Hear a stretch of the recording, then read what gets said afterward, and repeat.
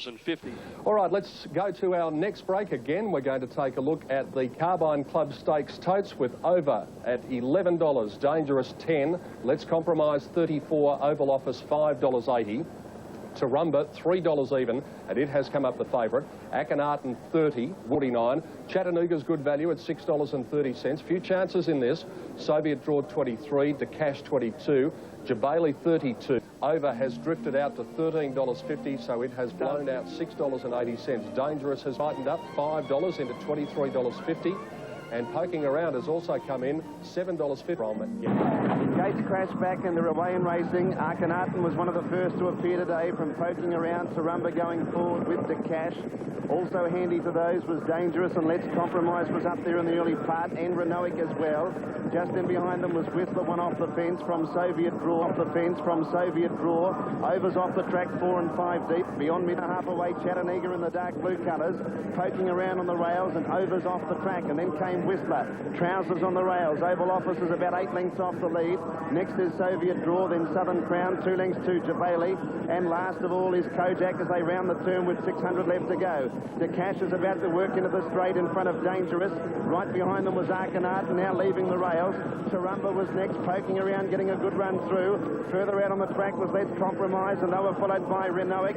Trousers and Jabali making ground on the rails. The Cash, the leader, down to the 300 metres from Akhenaten. Poking Around hasn't gone past the runner. It's getting up on the fence, and further out now is Over, then Jabali and Trousers. Over pounces on the lead. It's been wide all the way.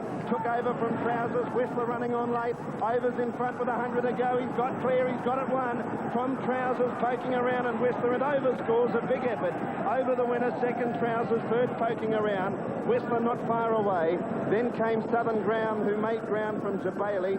Chattanooga next in, and then came Akhenaten from Kojak, and Oval Office didn't finish it off. The Cash Weekend, Tarumba. Pretty big dividends on the first event, Pete. The winner number 1 Over, $11.10 and $3.60. 8 Trousers, $13.50.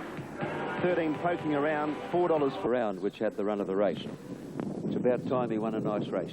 Yeah, we've seen a bit of this horse in Sydney, and he's always promised plenty and finally delivered something here at Flemington yesterday.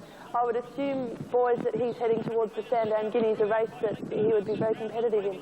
Yeah, very much so. Look, he's been carrying heavy weights now when Tarumba beat him at Caulfield last start, but here at the flat Flemington, Larry Cassidy gave him a beautiful ride. There was plenty of speed on early too. I think Jimmy got into a little bit of trouble on Tarumba too. I think he might have got suspended. But more to the point, for a horse to carry a big weight like that from an outside alley and clean them up in this race, I reckon he's got a real future.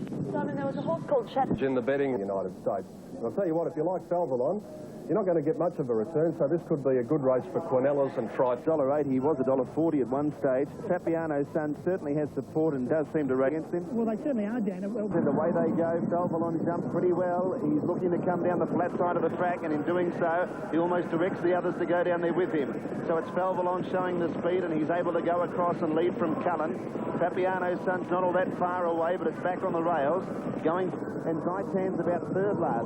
Running onto the course proper at the 600 metres. Cullen has the inside running. Valvalon outside of him in the gold cap, and then Gotham Ruler.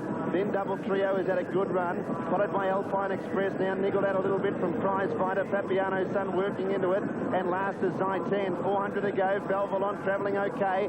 Levels up with Cullen. 2 lengths to Double Trio, then Gotham Ruler, Alpine Express, and Papiano's son. It's Valvalon. He put his head in front of Cullen at the 200. Then Double Trio. Papiano's son runs on, but Valvalon going for 7 out of 7. He put his neck in front of Cullen, who's fighting hard, but Valvalon's going to remain unbeaten.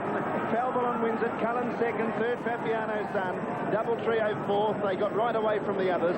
Alpine Express, Zaitan, Gotham Ruler in, Prize Fighter. And Valvalon $1.80 and $1.10. For Cullen $2.10 and Papiano's son $1.40.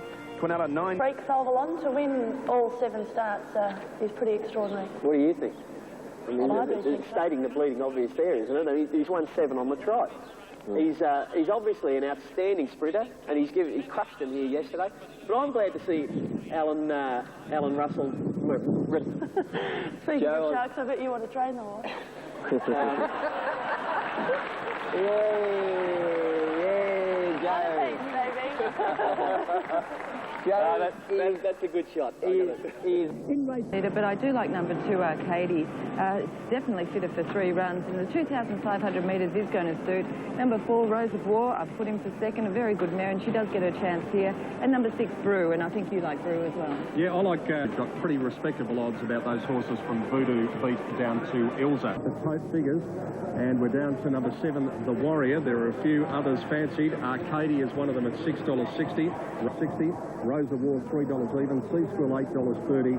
Well, in this race, they've only cut... Favourite drawn barrier 1, jumped okay with Arcady, Nazaro, and The Warrior booting through just behind those from wider out Voodoo Beat and Sheer Kingston racing forward today. And Lady Adelaide's going to be 4 deep into the first bend in the red cap, going up to about 7th out of the straight. A 2-length gap then to Cheviot on the rails from Ilzaro by a length. Second is Voodoo Beat, and on the inside was The Warrior. Lady Adelaide has always been wide. Rose of War's had a lovely run. Arcady 3 deep around it. Next is Cheviot on the inside of Ills. A length and a half to Zap 1, then Sheer Kingston. Macabeo making a move, and then came Sea Squill.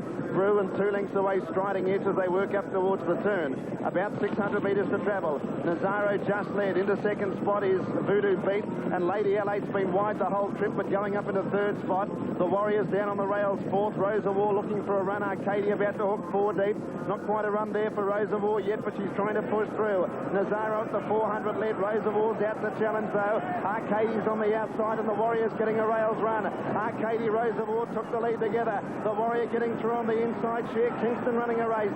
It's Arcady, Rose of War. The Warrior pushing through Sheer Kingston. Then Sea Squill. Arcady, Rose of War and the Warrior. Rose of War and the Warrior on the rails. The Warrior and Rose of War, they're going to hit it locked together. Bob of the head here. Bob of the head, nothing between them. The Warrior and Rose of War. Sea Squill not far away from Arcady, who had to do it tough 3 deep, and then Sheer Kingston a better run. Nazaro, Lady Adelaide, Ills, and then Brew, Cheviot, Striding Edge that one. Come after Nazaro. Here's number 7's got it, The Warrior.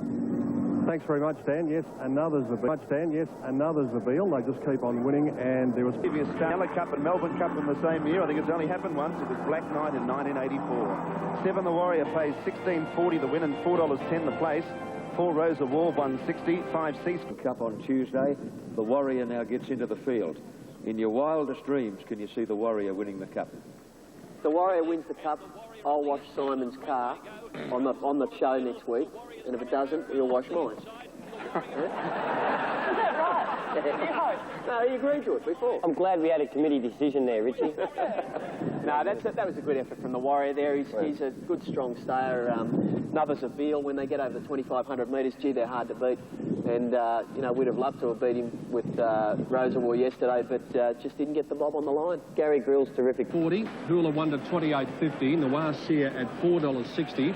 Rubitop 40, Nicola Lass 12, Carmenes 27, Flirty Bird 12. These are a couple of little chances here. Savannah at $18, Raspritia 46. Rose of Dane is the favourite at $4.40. Over $100 for Bale. Our Erin's not without a hope. And you and I agree on this one. Yes, I think Noir-Sir has a very, very good chance in this race. Very unlucky. Noir-Sir $5, Rubitop 42, Nicola Lass 12, Carmenes 25, Flirty Bird in the market $15, Rainbow Bubbles 10. Wanted Rose of Dane a solid favourite with the blinkers on, and Our Erin in the market in very good form. And Nahayan has only won the one race, but on the weight she does come in well here today. That's number 1 pick ahead. And they're off and racing. Rose of Dane jumped well down near the inside. Dane's Cass slow out. Hula Wonders towards the end of the field with Von Ann. Noir-Sir's allowed to drift back, and also Rainbow Bubbles. Whereas Rose of Dane went to the lead from Raspritia, Our Erin and Dane's Cass. And towards the tail end, Noir-Sir's on the outside of Zartella as they run up towards the 800 metres. And Rose of Dane in front, setting a solid tempo, leads by a length to Carmenes. 2 lengths away, Raspritia third. Rainbow Bubbles went up in the 4th spot. About 2 lengths away, Our Erin. Then came Nicola Lass and Flirty Bird in the centre. Hula Wonders off the track around Nahayan. Then Savannah, Vale on the fence. Behind those, Dame Kath. And then came Von Ann. Ruby Tops, Tella's second last. And Noir-Sir's at the end of the field as they turn into the straight. 500 to go. Rose of Dane in front of Carmenesque under the whip. Our Erin runs up behind the leader, then Rasprite here. Ruby Top trying to get through. Vale on the rails. And further out on the track, Nicola Lass is running on, and Noircier unleashing a run. Rainbow Bubbles has gone. Our Erin joins Rose of Dane and Vale. Here's Noircier laid out wide. Vale got up on the fence. Noircier's charging home. Vale's in front. Noircier's flying out of though. Noircier and Matthew Catt go up the pounce on the lead, and what a timing of a run. Matthew Catt and Noircier beat. A photo finish between Vale and Our Erin, who both fought on well. Then came Zartella. Next came Savannah. Further back, Rose of Dane, Ruby Top. Behind those was Flirty Bird, and then Hayen, Nicola Lass, Bonin, Carmenesque, Dame Kath, Rasprite here. Noircier getting to the outside. Rose of Dane at the 400 metres. Balance for the run in front, but Our Erin's coming after it quickly, followed by Carmenesque. Vale gets up behind the leader. Nicola Lass is coming home fairly well. Rainbow Bubbles is punctured. Our Erin gets up on the outside, and Vale along the inside to tackle Rose of Dane. Here comes Noircier coming right down the outside. Vale at the 100-metre mark in front of Our Erin. Noircier from last. She's swapping them all. Noircier flies home and gets up to win. Noircier first three quarters. Either Vale or Our Erin for the minors, and then Zatella, who's come from near last. Yes, look, I'd like to know what she's run that last 200 metres in. She's just flowing. And boy, wasn't he happy when he reached the line, Matthew Catt. So he should be too. I was very disappointed for him to see he's not riding My Sienna today, because he is a young lad that is going to go places. I think one of the most promising jockeys that we'd have around at the moment, and he's only an apprentice. And what a big thrill to win a Group 2. Big thrill to win a Group 2 $250,000 race. That's right. And $2.30 the place for number 3, Noircier. 14 Vale, 25.60. What a place dividend that was. And now Erin third, $4.10. The Quinella, 343. Can you believe what this little thing can do? Quite extraordinary. She stands just 15 hands high, and that's pretty small for a thoroughbred. As a young horse, you could hardly even see over the stable door, but miraculously, she puts it on race day, doesn't she? And apparently also had a bone chip removed out of her knee as a youngster, and that often is something that affects a horse in the long term, isn't it? Yeah, and it leads to a great training performance too, Joe, by Mark Allahan. He's had his problems with her. Tried to place her well throughout her career. He places her very well. Darren, I want to ask you, sitting back last in a race like this, 1600 metre Hardy Brothers Classic, it's a great feeling for young Matthew Catt to go whoosh, ping, get to the front with 50 to go. It's a well-timed ride, this. Yeah, perfect ride, and you looked through the field yesterday, and there was only a couple of apprentice jockeys riding, so it was a big thrill for him even just to get a ride on the day, let alone be in. Golden Danger runs second, number 8, Forest Express third. Well, there you see the tote figures, and Dan Glisser at $2.60 and $1.10 is the favourite. $20, numbers 2 to 5. Miss Penny Money, a last start winner, $9.10. The Golden Dane at $5.30. And on the next page, the Bart Cummings train Beat the Fade is at $9.30. Group 1 placed in the 2000. Dan Glisser favourite. They're off and racing. The Kushla missed the start by a length. Dan Glisser the first out from My Sienna. I Am a Ripper, the Golden Dane handy. Shazoo could have ridden up. Wider Hut and even wider Forest Express with a gold cap. Then Smites' Rivalry trying to get a spot on the rails. It's the grey. Dan Glisser over racing in the early part here. So Hut's going to work around it. And in the tomorrow last about 10 lengths off the lead. About 850 to go, and it's Hutt in front, leading 3/4 of a length to Forest Express. Dan Glisser third on the inside, settled a bit better now, and she's running third. Then Shazoo, the Golden Dane close enough, 2 lengths away, I'm a Ripper. And then Miss Penny Money beat the Fade, Smites' Rivalry. My Sienna, well back Shamaro from Zakushla, and Keena's last as they round the turn at the 600 metres.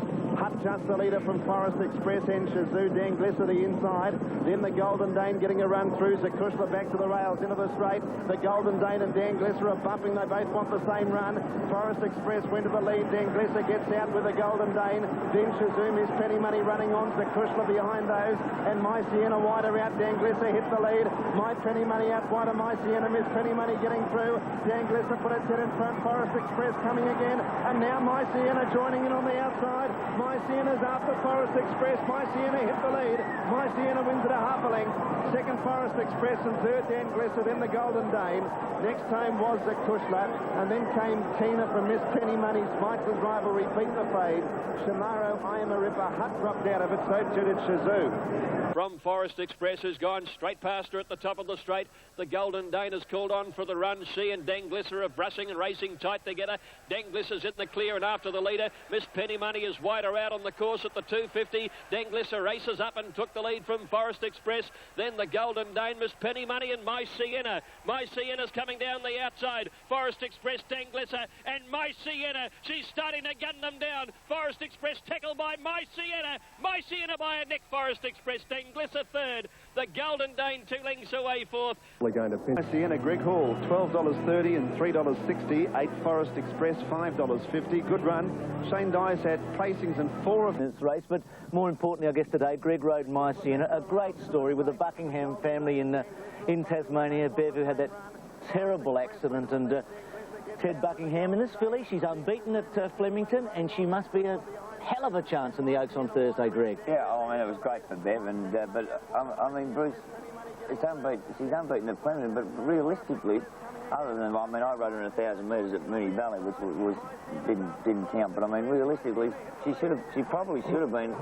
She could have easily been unbeaten in all 5 runs here. I mean, it's an incredible story. She's come from a 900-metre race at Launceston to one of the favourites for the Oaks. Derby, so the bookmakers have it wrong.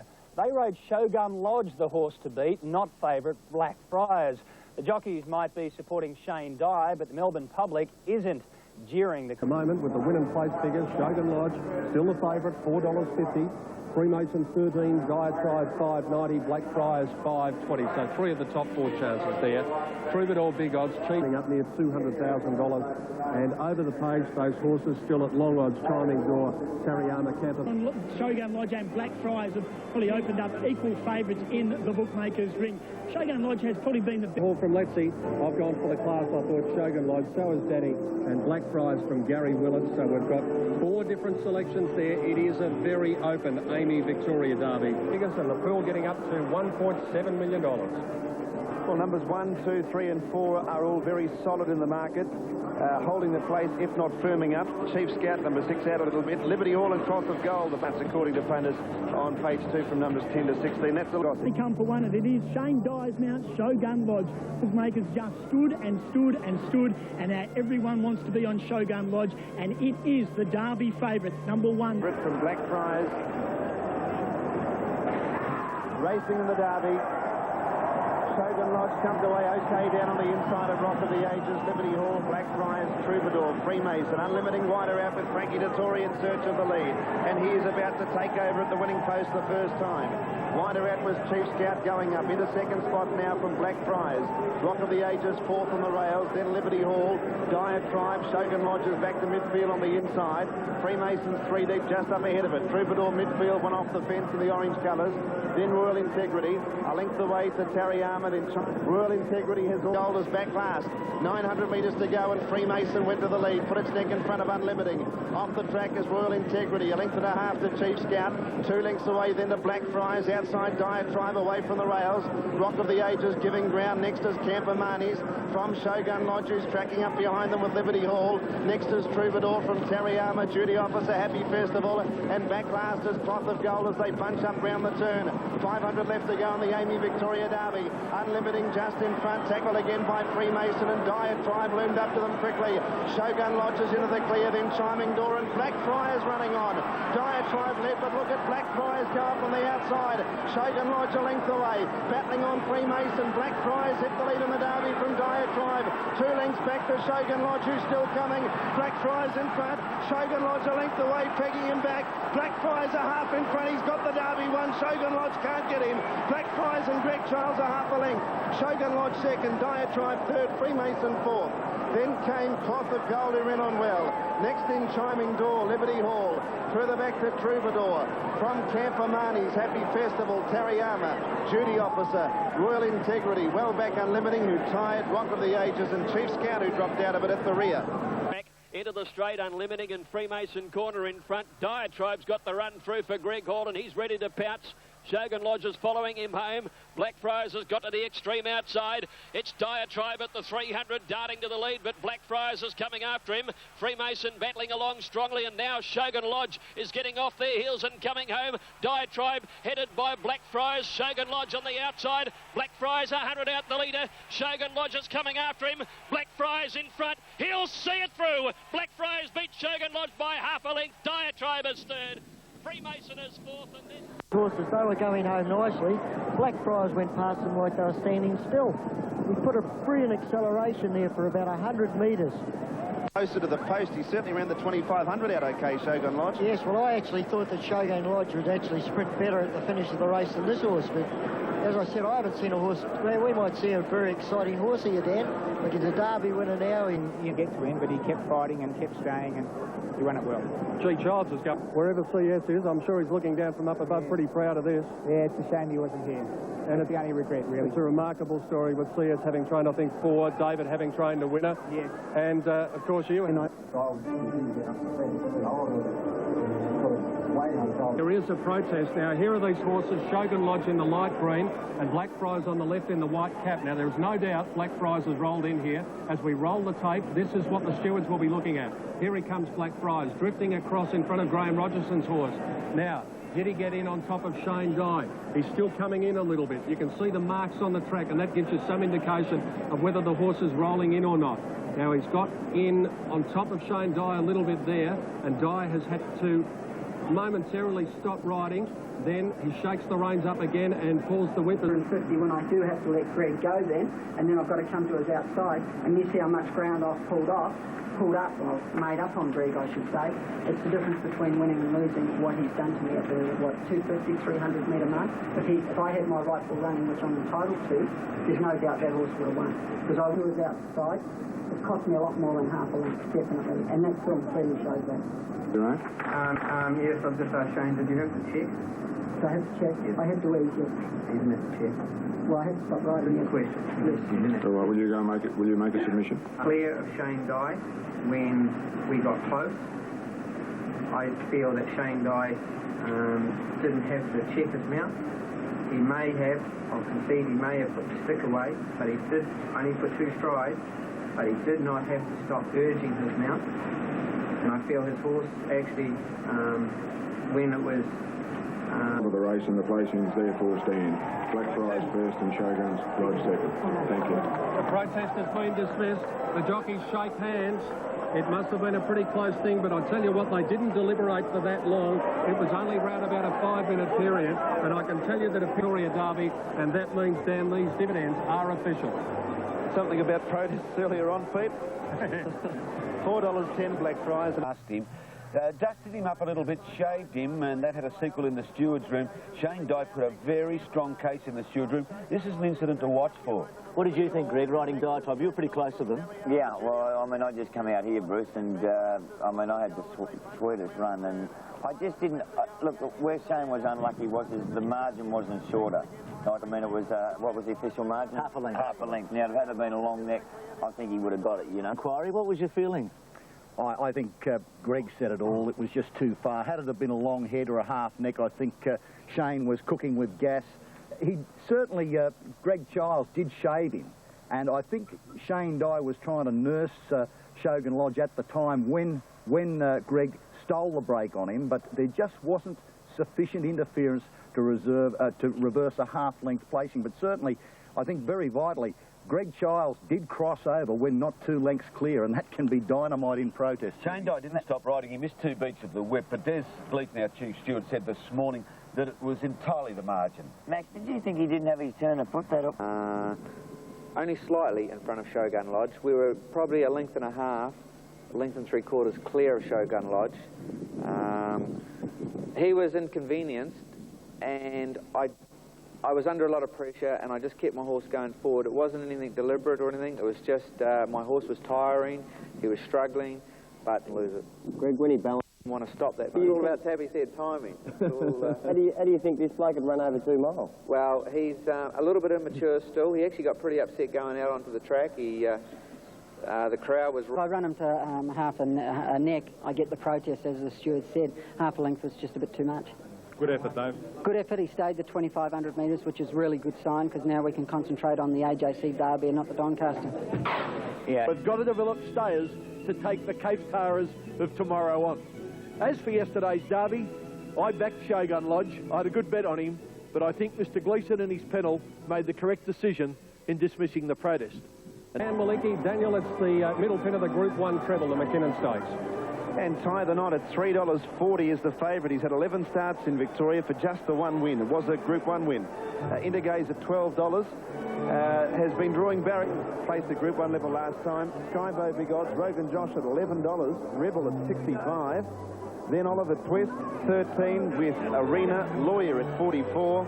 Sent Home at $5.90, Rebel 34, and full runners too. So he might end up getting the run of the race. Sent Home. Tie the Knot favourite, $2.90. Indigaze trimming up into $10. $6 referral.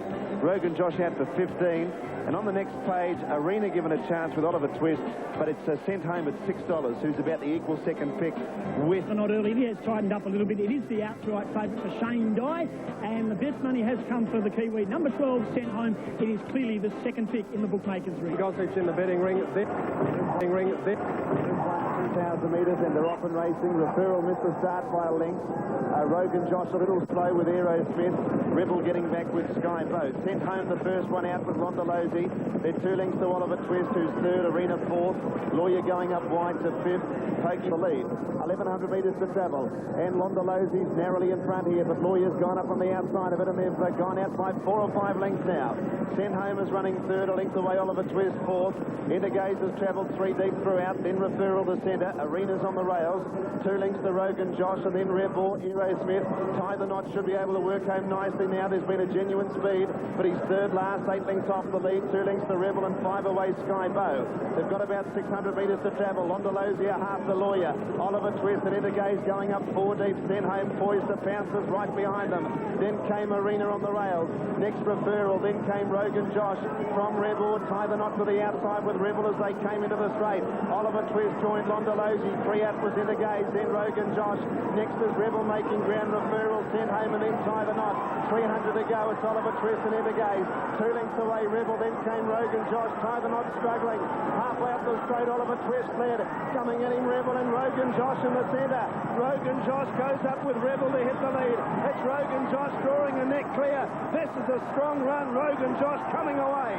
Rogan Josh wins it nearly a length. Second Rebel, then Oliver Twist. Aerosmith Referral in the Gaze Arena. Well, Tie the Knots runners really opened up a can of worms. That was a poor performance. Then Sent Home, Rebel, Londolozi, Skybow and Lawyer. Referral is just off them with Rogan Josh pulled to the outside, and then Tyler Knott. He's trying to get into the clear below the 400 metre mark now. Indigaze after Oliver Twist on their outside now. Rogan Josh, Tyler Knott is battling along only at the 250. Oliver Twist and Indigaze together. Rebel is coming with Rogan Josh running a big race. Rebel and Rogan Josh trying to get to Oliver Twist. It's Rogan Josh in the middle taking the lead. Rebel is going with him. Rogan Josh is pulling out something, and Rogan Josh drew away and beat Rebel by 3/4. What a great cup trial. In behind them, Oliver Twist third. Then Aerosmith and... And look, after he's running the Caulfield Cup, he's got to be very hard to beat in the Melbourne Cup. Bart Cummings has produced another one, Dan. Certainly has. He's going to go, I think, towards the top 2 or 3 lines of betting, and Tie the Knot. That's one of his worst runs, Gary. I'm very disappointed in that performance. Very disappointing at all. You know, he just didn't seem to fire at all, and whether he just doesn't handle it. Up there with them, wouldn't it?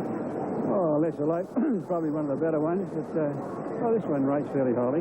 These horses come along, improved a great deal in the last couple of months, and there was a nice trial for the Cup on Tuesday. Wonderfully, the way he... Yeah, it was a good trial. There was a lot of money for this horse throughout the week, Bart. Any of it yours? No, I've got none. You might have some after Tuesday. I hope so. Good on you, well done.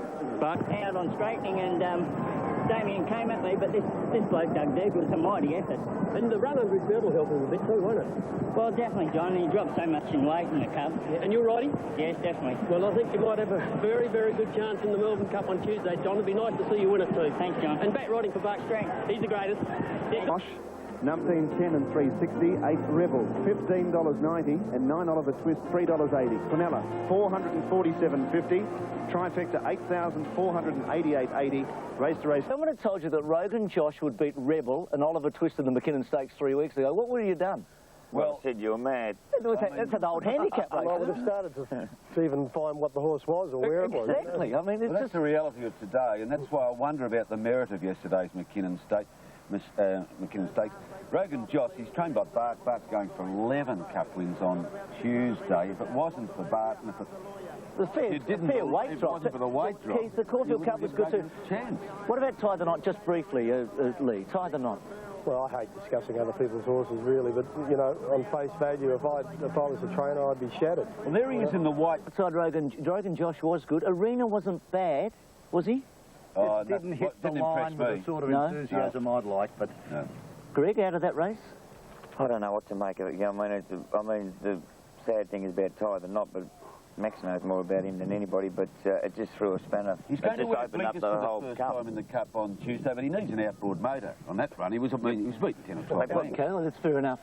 The Caulfield Cup. The winner started at 16-1, Rogan Josh. Had he drawn barrier 7 or 8 when the barrier draw was announced yesterday, he may well have been favourite for the Melbourne Cup on Tuesday. But 21 might steady him up a bit. Yeah, he's going to find it a little bit difficult, and that's the key in a Melbourne Cup when you're going out of the straight the first time, because it's a long and your elastic pants. Have a look at this. Have a look at this horse, Rogan Josh, chime in, and it was a tough effort because he was off the bridle at the top of the straight, and he just chimed in beautifully, and that was a great Cup trial. It was, actually. Good run by the second horse, and Oliver Twist, that weight for age, was a good performance to run third there, Tubby. How old's Rogan Josh? Yes, I'm well aware that the old horse is 7 years of age, and I still can't believe that a 7-year-old is going to start nearly favourite in the Melbourne Cup. Look at the way you won yesterday. I know. It's nice I can't believe... Bart hasn't just pulled a rabbit out of a hat here. He's pulled a Playboy bunny out of a thimble. Oh. He has performed miracles with this horse. I can't believe it, but he hasn't won the Melbourne Cup yet. Well, let's discuss Tie the Knot. Well, where do you start? They run. Well, after the Caulfield Cup 2 weeks ago, I said I thought Rogan Josh was the horse to beat in the Cup. I still think he is, particularly after his McKinnon Stakes win yesterday. That's it? That's it. That's it. That you've had... Controversial? Just because you're sitting next to me, Flash Harry, I haven't got to go on and say something ridiculous. Well, tell me about the international horses. What are they, national horses? What do they add? They add a lot to the race. Like, if you want the Melbourne Cup to be like the Sydney Cup? You know, certainly not. Well, certainly not. Exactly. So you need these overseas horses to help. Yeah? Do you think one less person's going to come to the Melbourne Cup because an international horse doesn't run in the race? Oh, here we go. Really? This poor little sport rich boy. No, it's not. He doesn't want anyone else to play with his toys. He wants all the prize money to go to Lee and Richie. Well, hasn't been going there too much this week, I can tell you. How would Wimbledon be if Australian tennis players didn't go there? How would the Masters golf be if we didn't have Greg Norman over there adding to it? The Americans want him there. The Pommies want our tennis players there. My point is that I don't believe racing is a global sport. I don't believe it is because you can't get those horses from the Northern Hemisphere out of season, travel them halfway around the world, get them in a foreign country in a foreign racing style to produce their best.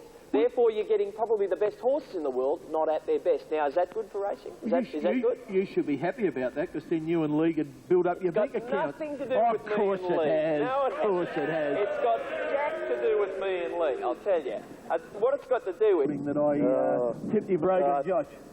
Tell you what... Well, listen, just hold on while we have a look at something here that we've got on replay. Rogan Josh, he is kidding. I mean, Bart's a great trainer, but I don't think that's the horse. A 7-year-old... He's run a great race here, but how's he going to beat the 3 horses that finished in front of him? I can't see it.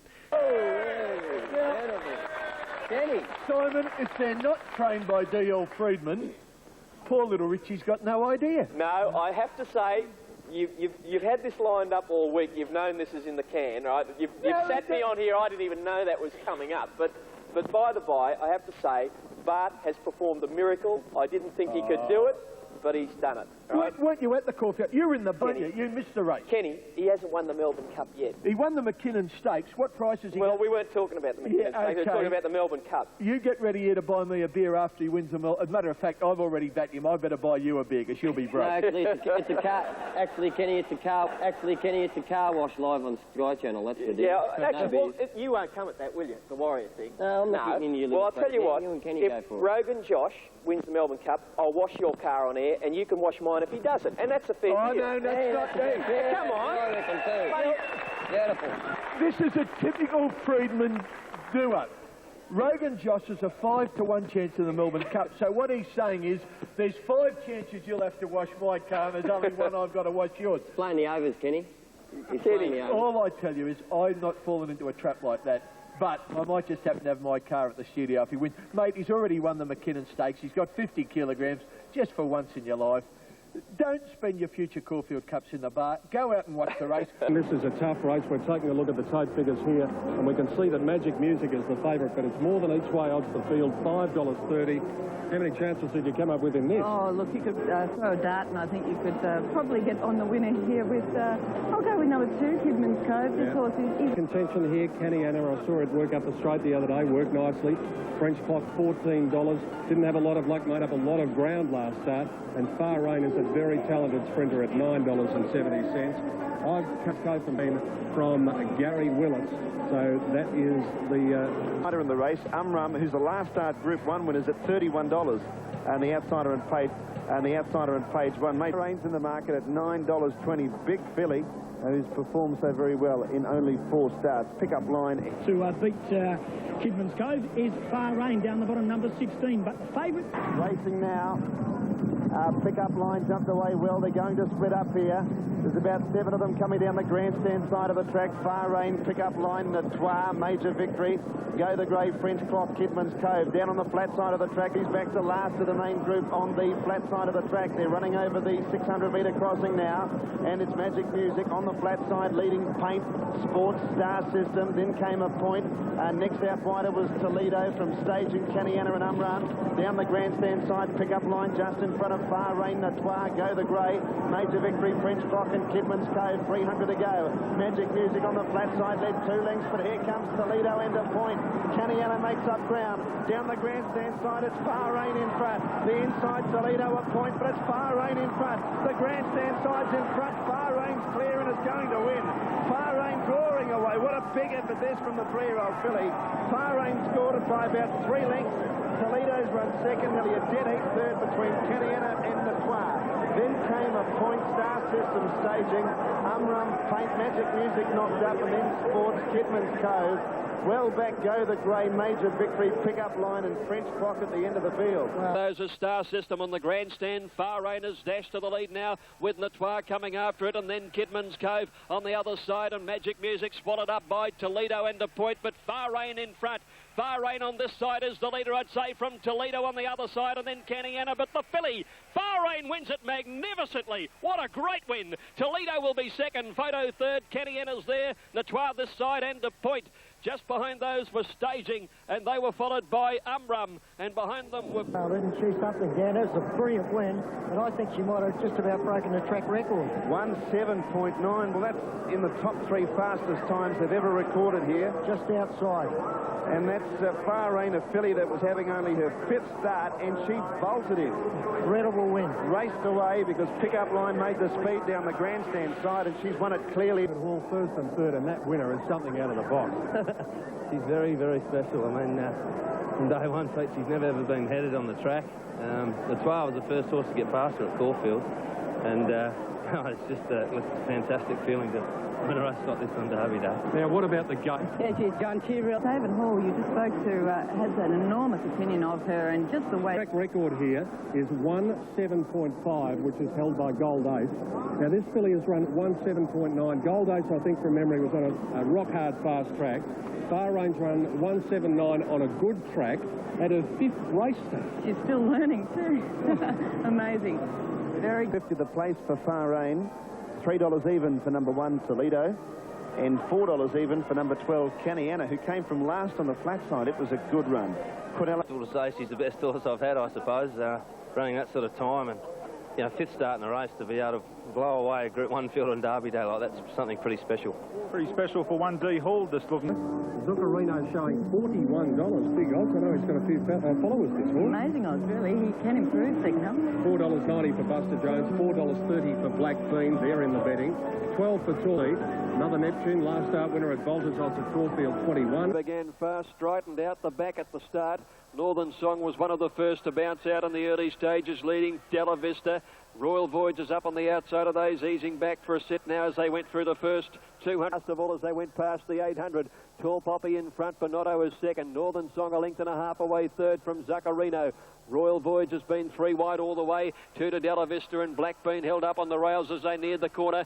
Buster Jones is in behind him on the inside as they come around the turn, followed by Western Magic as they set sail for the run of the judge, and down passing the 400-metre mark now, and Royal Voyage is moving up after Bonotto with Northern Song in the middle. Western Magic is running on. Zuccarino just behind them. There's Strident in the green colours. He's starting to unwind his run. It's Northern Song with Blackbean getting the split on the inside. Blackbean burst through at the 100-metre mark. He raced away. Blackbean opened up a couple of lengths on Bonotto, Northern Song and Royal Voyage, and Blackbean won it easily. Bonotto second, Northern Song held third, I think just in front of Strident out wide. Then Royal Voyage, another Neptune, Western Magic. Buster Jones has finished towards the tail. 7-2, 9-1, 9-1, and Strident was the favourite. He ran fourth at 11-4. Any comment on the last, boys? That horse went to the line strong. He's a good galloper, isn't he, Blackbean? Yeah, well, I'm just talking with Des there that it'll be a toss-up between who gets the 3 points for the Scobie Breesley Awards there. Gary Grills on the Warrior or Freddie Preble here on Blackbean. Darren, who would you go for?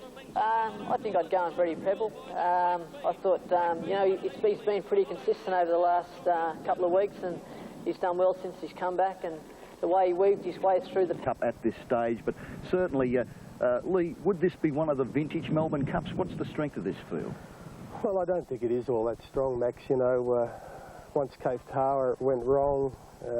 And tied the knots basically gone wrong. So we've basically lost the 2 favourites, haven't we? We have. Yeah. I mean, look, this could be the year of the International, but pick the International with a pin. Travel Mate's the one that's being backed. He's a very good handicapper, that horse. Travel Mate. Yeah. He's probably the one, isn't he? Well, what about Sky Heights' his favourite? He's, look at Rogan Josh.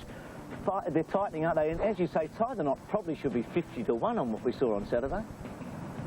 I think Sky High should be 2-1 favourite. Really. 2-1? Yeah. The only horse in 25 years to start under 3-1 is Vienna Cross, and you're saying he should be 2-1.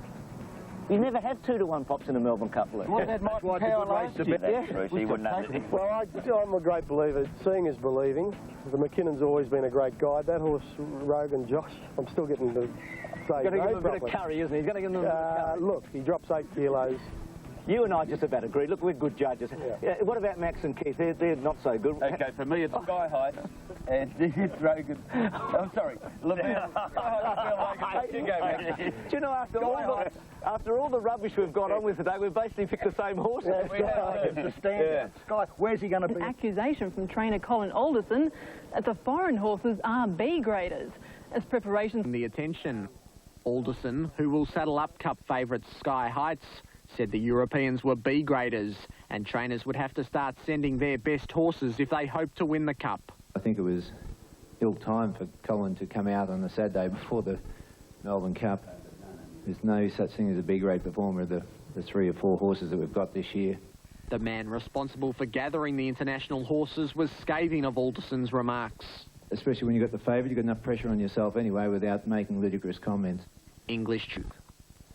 Sky Heights will start a clear-cut favourite in tomorrow's Melbourne Cup after being back to win more than $600,000 at today's call of the card.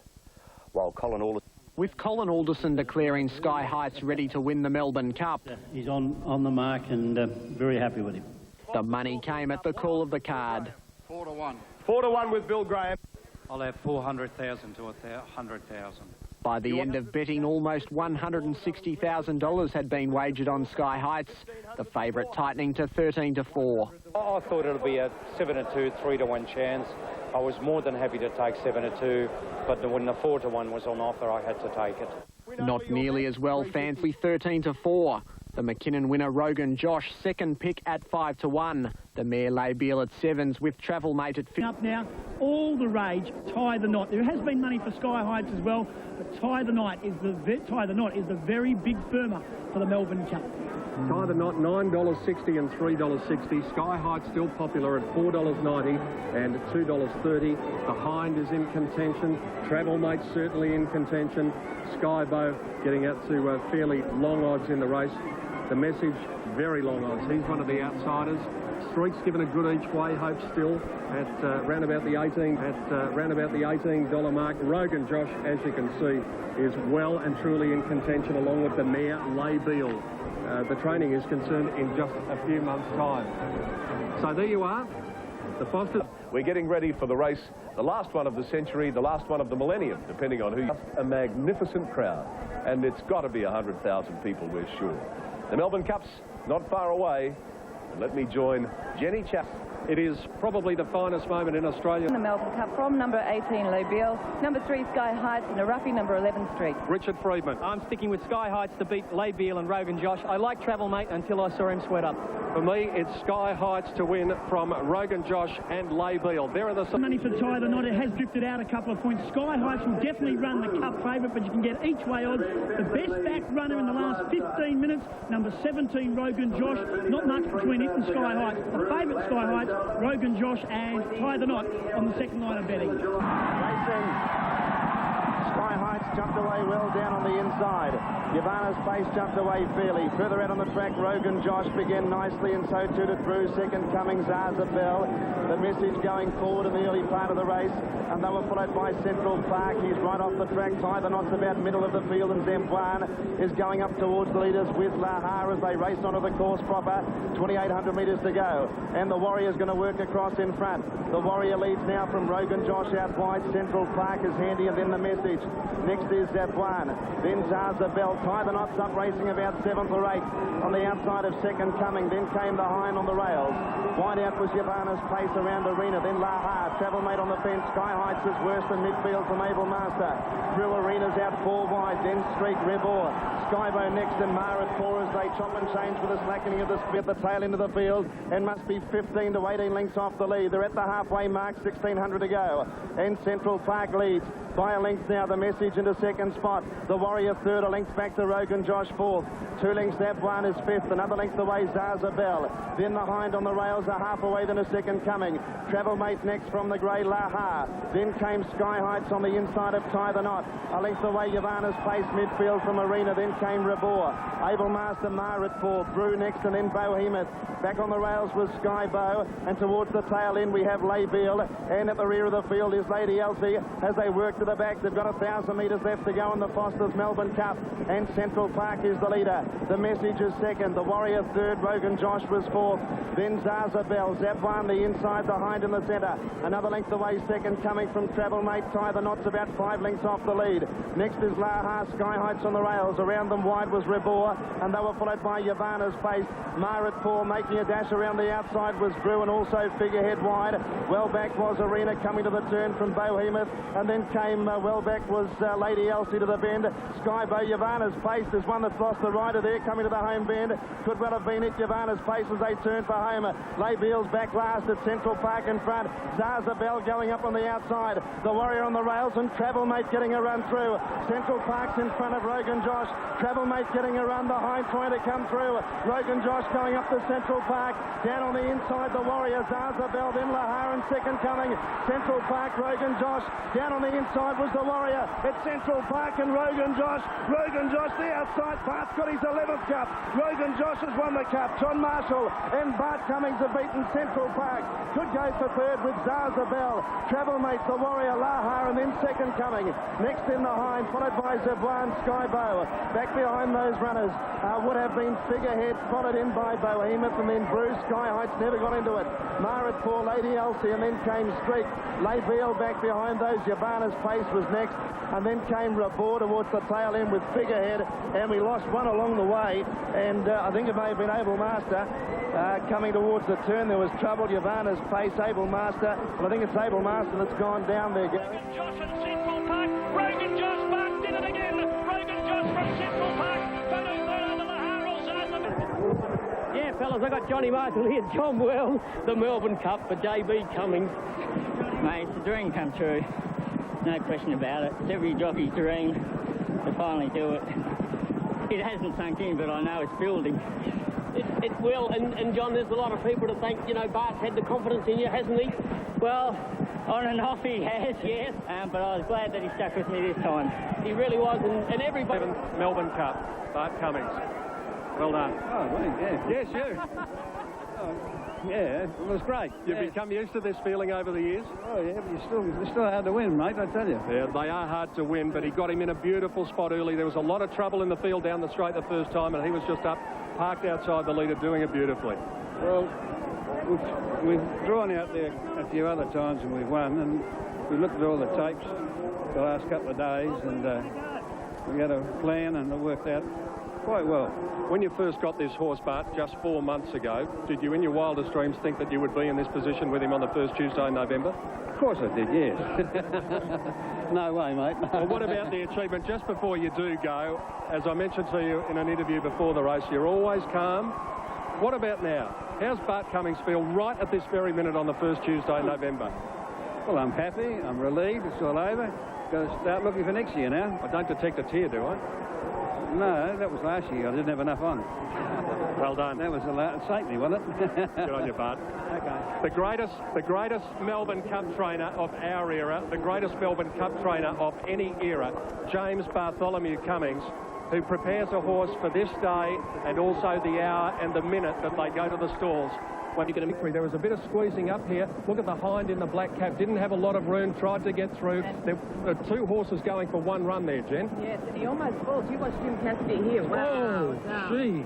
So, and Tie the Knot, gosh, he was 3 wide the whole way, considering he hasn't done a bad job. Look at Lahar getting home. So Bart Cummings has quinelled this race 5 occasions before. He wasn't far away from doing it again with Zaza Bell, and Lahar getting that stride in on the outside. There's only about 3/4 of a length between the first 4, and here is the super. Now this will be graphic. Watch the hind here going for the run that's, I think, Travel Mate on the inside of it, and watch the hind go down on his nose, and how Jimmy Cassidy stays in the saddle there is amazing. How did he stay up? Amazing, and I think Travel Mate's jockey David Harrison will be in the steward's room there. Well, on that one. That was really disappointing. Happy Peter, it was clearly the best back runner about 20 minutes before the race. That's everyone wanted to be on Rogan Josh. WA owned, WA bred, and WA ridden. Many people don't know John Marshall was born in Western Australia. I know. Thanks, Tim Gossage. Here's the view from the Goodyear blimp. Now watch the horse with the green sash and the black sleeves, the hind. There are 2 horses going for the run where only 1 horse can fit through. And the consequences have been paid there with the hind lucky to stay on his feet. We're going to find out the horse. Rogan Josh, $6 and $2.10. Central Park paid $16.40 the place. And the dead heaters for third, 12 Lahar, $11.60, and 24 Zaza Bell, $6 even. So 2 of the mares dead heating for third. That ends because with the trifecta there are 2 dividends, 17,212, 19,242.60, 17. Murphy did all the work, and this horse that's never raced beyond 1.5 miles went very close to winning almost. Now you can see Sky Heights in the blue and gold checks. Now watch him here. Crash, bang. He was lucky to stay on his feet there. And look at all the subsequent interference that's been caused. Whereabouts are you, Stevie, at the moment? I'm just back behind Sky Heights on the outside of him in the green cap. And there are a couple of other bits of interference here. Lady Elsie copped a really bad check. You just saw the backwash of that.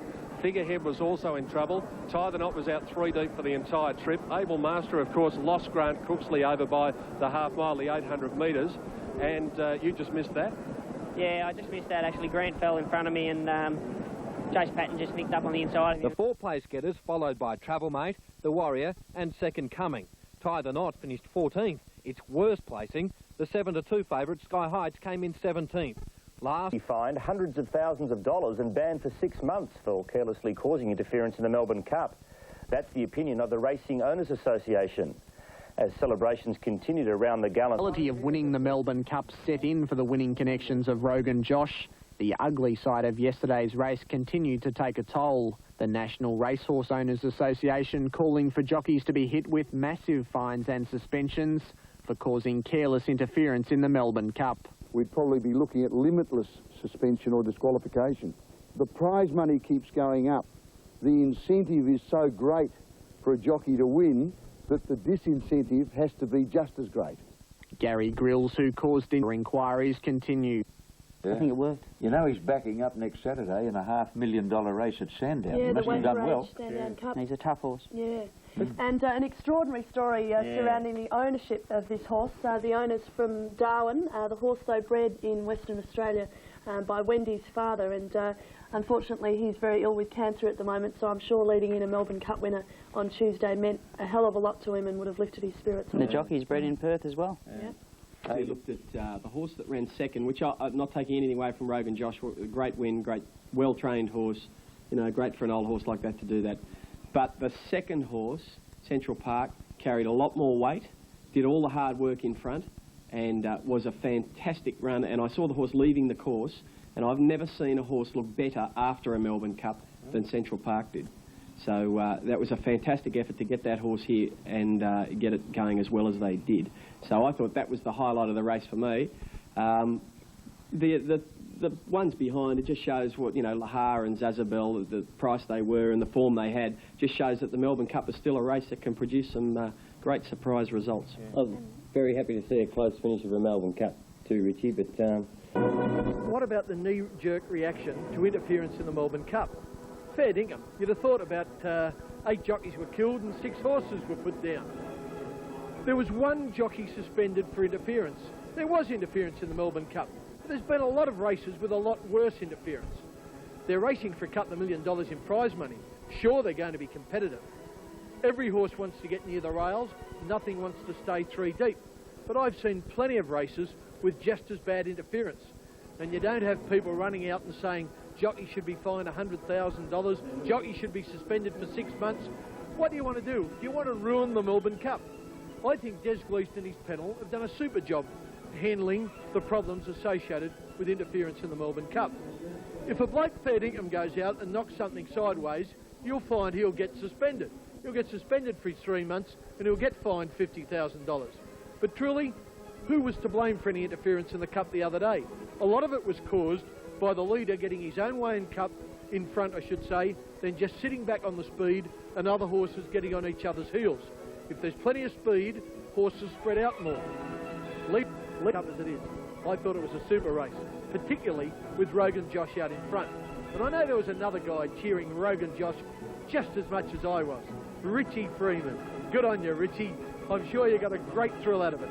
But I've left my car out in the street the last 3 nights, hoping I'd come out in the morning and see it spick and clean. But no, it's still dirty. Richie, where are you? Well. Actually, they're quite balanced comments from Kenny. I'd just actually like them to roll the tape a little further on what they said, what I said. Richie, message from Kenny, get on your bike, baby. That'd be Kenny's car, would it? On your bike, Richie. You idiot. I would just... I blew a fan tune. I would just like the tape to be rolled on where Kenny says that's a sucker bet and I'm not taking it. So Kenny squibbed out on the bet, but I don't mind. Oh, yes, there was 800 people there who'll all go to court and swear on a Bible that that was the fact, Jack. But, you know, it's... I don't mind washing Kenny's car. I don't care. On your bike, Richie. Kenny will pay, won't he? On your bike, Richie. Anyway, move on. I agree with what his comments were with the Melbourne. Oh, I won't do it. Move on. Great Melbourne Cup. Rogan Josh won. I don't know how he won with me swinging off his tail because he'd been dragging about 12.5 stone around with him. That's why he won. Ask Darren Beedman. God works in mysterious ways, He certainly does. And I reckon after that... Oaks Day can't come quickly enough for Tasmania's most popular racing family, the Buckinghams. But while they have no doubt they're flying... I'll go 1.5, so that'll be in her favour. From number 2, My Sienna, and for third I'm putting in number 5, the Golden Dane, and a roughie, Shazoo, number 3. I like My Sienna, but I don't like the odds. $2.50, and exercising your money for a place is just crazy. I'd be advising her to wait a little bit because really that should... And there are the selections from the rest of the experts. The Golden Dane... have gone with the 2 good fillies, Dan Glisser and also My Sienna. They both rate 100. 3 Shazoo 95 and 5 the Golden Dane. And $6, number 10 Tributes at $7.40 are clearly the top 4 in the market, as the next best in the race is around the $13 mark, and we have number... Betting races of the carnival. So My Sienna, the favourite in the all blue colours. They're racing in the Oaks. good even line. Dan Glisser and Dame Talak are both going forward in the early part of the race. Dan Glisser is going to lead. At the winning post the first time, and Dan Glisser from Dame Talak. The Golden Dane gets through on the inside. Fox seeding third. Smitesel's Rivalry coming across to be fourth. Then well strung out. Dan Glisser setting a pretty good speed out of the straight here. At the 2,000, it's a length in front. Dame to the back of the track. They hit 1,200 metres to travel. Dan Glisser a half length in front now. Just fired up a little bit again as quickly around the outside when Madame Plume to second. Dame Talak's a length away third. The inside of it, the Golden Dane. Then Shamaro. One away to Smitesel's Rivalry in the centre. Beat the Fates, never left the fence. And then My Sienna about 5 off the lead as they start to punch. Then Shazoo, Tributes, and 4 lengths away last of all is Normandy. They've got about 800 left to go. Dan Glisser narrowly in front. Dame Talak is second, third Shamaro. Then came Madame Plume losing ground. The Golden Dane next to the inside from Smitesel's Rivalry. My Sienna to the outside, Beat the Fade, the rails. And then Shazoo, second last Tributes, and 3 lengths away Normandy. They're rounding the turn on the Oaks and Dan Glisser leads. Dame Talak under the whip. The Golden Dane's getting a run. Shazoo's tracked into the race nicely on the rails. My Sienna to the outside running on, and then came Tributes. Dan Glisser the leader. Shazoo's after it. The outside My Sienna joining them, then came Tributes. My Sienna pounced on the lead for Greg Hall. Tributes is in hot pursuit though. Tributes is after My Sienna. Shazoo fighting back the inside. It's Shazoo and My Sienna and Tributes joining in. My Sienna in front. Tributes is cutting it down the outside for the Gouch. Tributes took the lead 50 out, and Tributes is going to win it. Tributes first, 3/4 of a length. A proud Gouchy and John Hawkes beat My Sienna. Shazoo's run third, then Smitesel's Rivalry. Next time was the Golden Dane. From Dame Talak, Dan Glisser beat the Fade, Shamaro, Normandy and Madame Plume, and I've got the feeling that might have been the career highlight for that jockey. To the clear at the top of the straight where Dan Glisser is the leader. Dan Glisser, who tries to do it all, leads into the straight. Shazoo has come out after her off her heels and is coming home. My Sienna's coming down the outside with the Golden Dane, and now Tributes is joining in. My Sienna at the 300 has raced up and gone to the lead with Shazoo. Tributes on their outside is starting to close. It's Shazoo and My Sienna locked together with Tributes on the outside. My Sienna and Shazoo and Tributes closing now. Tributes is racing up greenly to grab the lead, and Tributes is going to win it by a half a length, and Darren Gouchy loved it. My Sienna second, Shazoo third. A gap in the field to the Golden Dane and Smitesel's Rivalry. Well, at the moment, the pressure that's been on the Gouch, he's had a frustrating run, and I think the monkey's off the shoulder in a big, big way. Cards Eclipse was the filly that the Gouch rode to win. He might have even been an apprentice back then. I think he was, yes. Gary?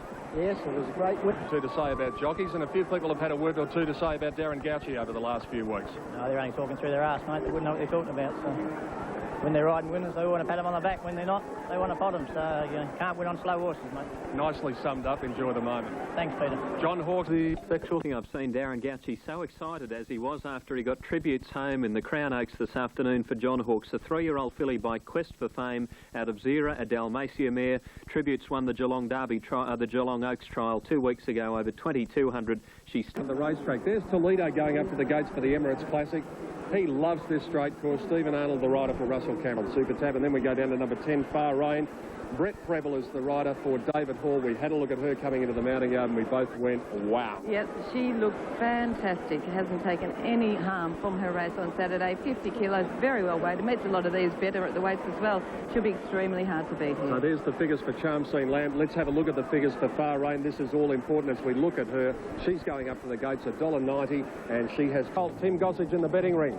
Rain is now into the red, Peter. They bet $1 for dollar. It is now a long odds-on favourite. The only one they've back to beat it, Dancelar, number 5. And many of those dollars would have gone on because of her appearance. She looks fantastic. Pretty quick in this. Racing in the Group 2 Emirates Classic. Dandelar won the jump away today. She's going straight to the outside rail. They all will, in fact. And it's Dandelar from Toledo, Kidman's Cove, Marstic, Spargo, Far Rain. And then came behind those runners, Flavor, followed by Marstic and Flavor. And Spargo at the tail end of the field. Onto the course proper they head, and it's Dandelar. Up against the outside rail in front of Far Rain, a length away. Followed by Charm Scene Land, Toledo, Kidman's Cove next from Spargo, then Marstic and Flavor. Towards the 400 at Dandelion and Far Rain. Arlington are half away then to Kidman's Cove, Charm Scene Land, and then Toledo. Far Rain's out after Dandelion, 2 lengths to Charm Scene Land, then Toledo and Kidman's Cove. It's Far Rain after Dandelion, 2 to Charm Scene Land. Far Rain took the lead from Dandelion, Charm Scene Land, and then Mastic. It's Far Rain with 100 to go, getting a length in front of Dandelion. 2 away, Charm Scene Land, and the filly does it again. Far Rain. She might be the best sprinter in Australasia. She wins at 2.5 lengths. Second, Dandelion, Charm Scene Land third. Then came Mastic and Toledo. Kidman's Cove, Flavour and Spargo. 1:08.2 her time. Spargo and Mastic as they head towards the 400, and it's Dandelion in front. Far Rain is right there, only a neck away and about to let loose. They're followed by Toledo, Charm Scene Land, and then came Kidman's Cove and Spargo getting to the middle of the track. The chips are down now. Far Rain at the 200 moved up to Dandelion, and they sprint away on Charm Scene Land, but the flying filly Far Rain dashed past Dandelion, who tries to rally. Far Rain's a length in front of Dandelion, and Far Rain, this is a super filly. Far Rain brilliantly from Dandelion, Charm Scene Land third, Mastic fourth, and then Toledo, Kidman's Cove. 1:08.2 her time. She's just something out of the box. Honestly, she's almost as good a sprinting filly as I've ever seen. Well, she's right up with all the top ones I've seen, Dan. In 1 week, Gary. That's just right. 1 week. Yeah. On for fourth, but it's amazing our class sprinters, how far from home they were off the bit chasing when Far Rain was still travelling and hadn't been let down. Oh, just incredible. Well, it's another treble. He's done it again. What a carnival. What a carnival for any jockey to have the amount of wins that this young fellow's had, Brett Preble. And he's going to be associated with one of the best horses in Australia. And David Hall again. Wow. That's all I can say, Pete. Yes, he just walked up. Your name is? We don't know you, I don't think. I can't get it out. Unbelievable, this filly. Yeah, look, it's pretty special, isn't it, to do what she's doing. I suppose we took a little bit of a risk to back her up in 4 days, but 50 kilos, and she just really loves this straight course. And, you know, as soon as I saw her after Saturday, I knew I was going to back her up. I just had to take up that challenge, and she's delivered the goods. She's something special. If anything, I thought she probably looked only really top-class racehorses can find. And what you have to keep in mind is that she is having her 6th start in a race today, and she's won 5 of them. She is outstanding. Dan Malicki has labelled her perhaps the best sprinter in Australasia, and I have no reason to disagree. We've seen the carnival so far as this magnificent filly Far Rain, who pays $1.80 and $1.20, $1.80 for Dan Talar. The 2 ladies in the race have run 1-2. Charm Scene Land, $3.50. Trifecta, $80.80. The Quinella, $5.30. Exacted. Isn't she? She's a 3-year-old filly, and she's just blown them away in a Group 1 Challenger. Simon, her win in the Challenger to beat those number of Group 1 winners at as you say, a 3-year-old filly and run 1:7.9. It was just an awesome feeling to witness that, and probably the last time I saw something like it, you were a part of it from Cereba. But not only... She's very special. Oh, isn't she? What?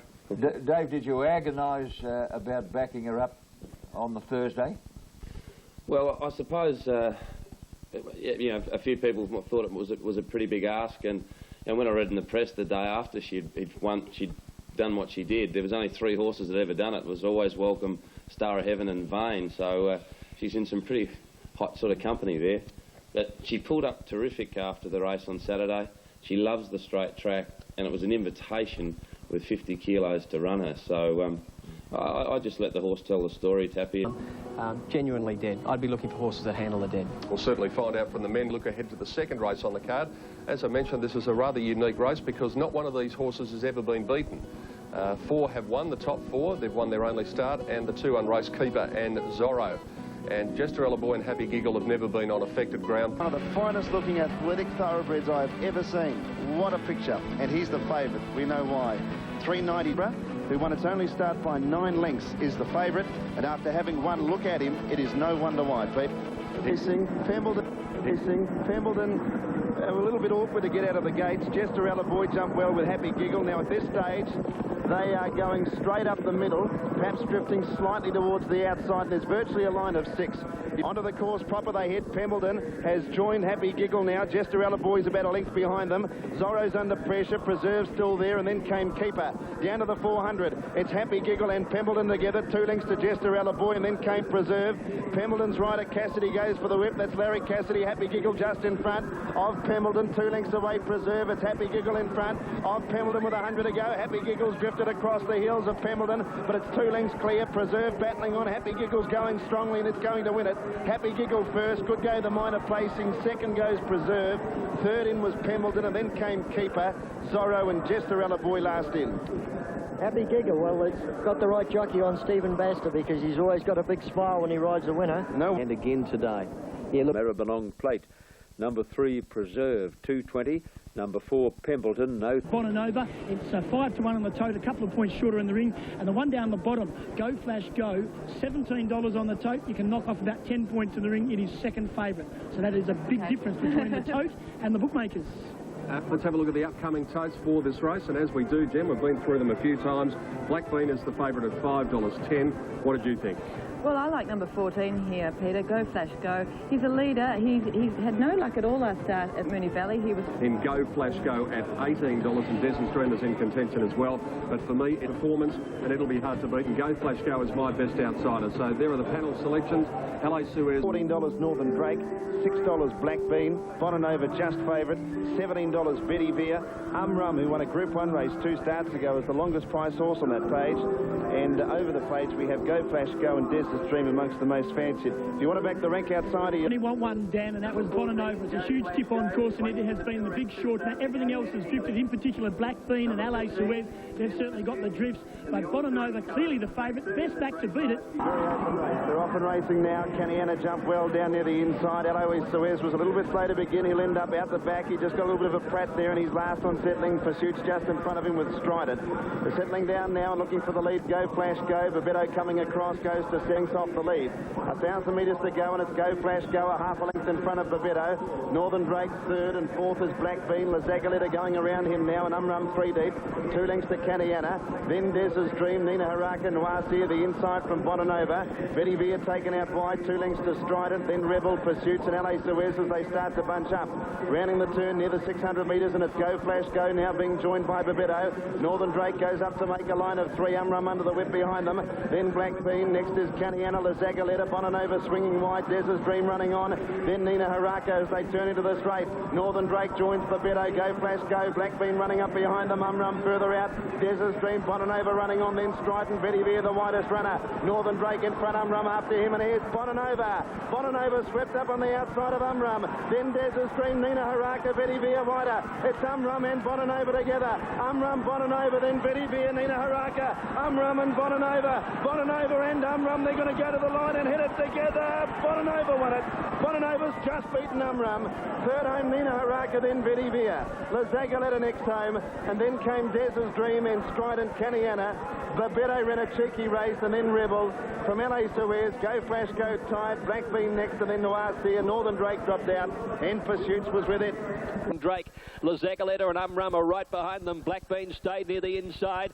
Then Des's Dream called on for the run, followed by Caniana and Noircia, and then Nina Haraka with Bonanova getting to the outside and starting to run on at the 300 now. Northern Drake hit the lead from Babetto. Black Bean through on the inside.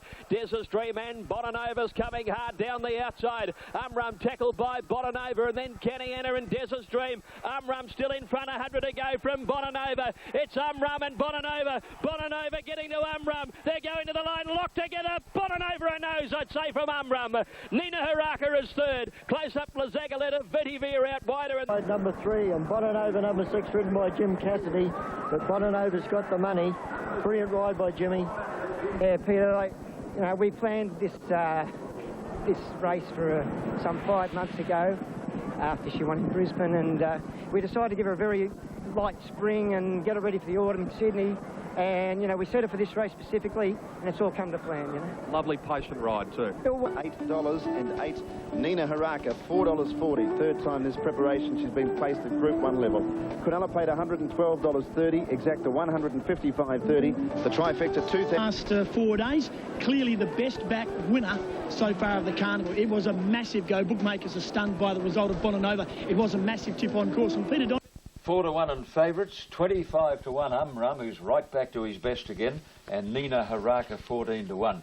Wayne, you rode and won on Bonanova early in her career. Did she always feel like a top liner? John, she's always had the ability. She was a little bit of temperamental filly early on. Was she? I think Graham had a lot of people to thank for getting it. She really pays on race day. And it's fair to say that she was a little unlucky not to have won a Group 1 race before yesterday. Extremely unlucky in the Stradbroke Handicap, Wayne. Oh, she was a non-starter in 2 Group 1 races. Barrier didn't open one day and she played up another day, and I ran second on her in the, I think it was the Flight Stakes, and she came from last that day and was very unlucky to be beaten. She used to tie up bad in those days. And they only want one. It's opened up very short. That's Cronus. And Peter Donegan, I would say, that's due to its impeccable wet track form. Absolutely, Tim Gossage. It is a swim at Cronus, and I think I'll be changing my tip in this one, Jen, because originally I went for Sea Squill, but I don't think it really handles the going. And he's proven over the distance, so I think he's going to come into this race with a very, very strong chance, Peter.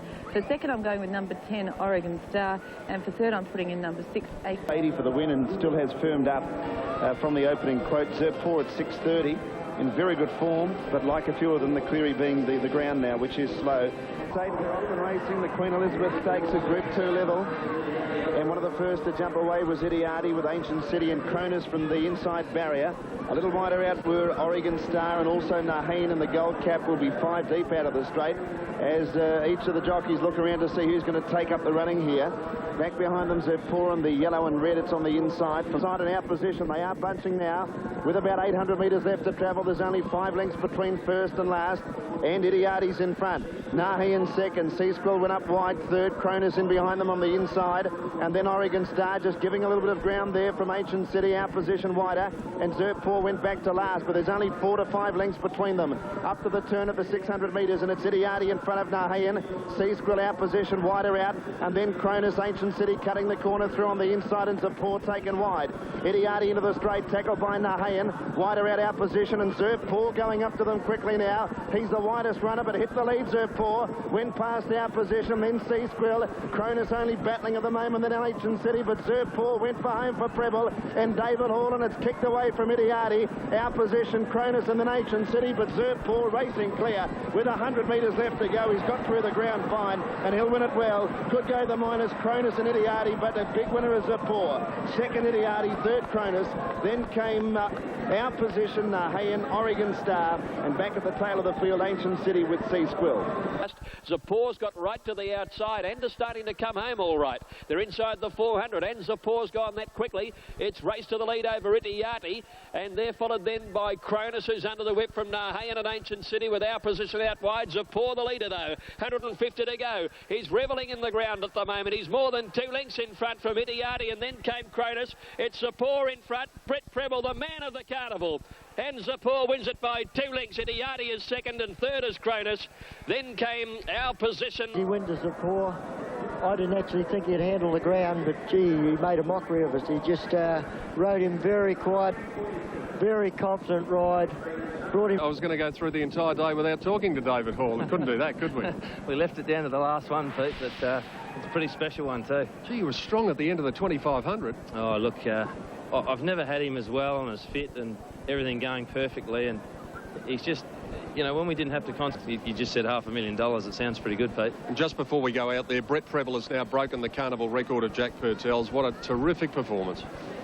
It's just amazing. I mean, he's 22, Brett, and he's I'll say it again, we had a pretty ordinary day, Caulfield Cup Day. We had a few rides, and he gets a bit agitated with things, but since we won a race at Moonee Valley with Little Miss Marnie, he's really switched off, and he's just riding like a man possessed. Fantastic. Well done to you. Thanks a lot, Peter. David. Breaking Jack Purtell's record, how does it feel? It's a pretty special moment for me, Lexi. Of course, Zerpour, you think next year, where will he be running? In the Melbourne Cup. Yeah, he looks pretty promising, doesn't he? You said he never handled the track, and yet he was still too good. Yeah, he was. He's a good horse. He's a good stayer. Paid a lot of money for him, so he wouldn't be doing it. Yeah, congratulations, Brett. $7.10 and $2.20. 4 Idiati 270 and 1 Cronus at 150. The Quinella was $25, Exacta 58.60, Trifecta 152.20. Sunday, Tim.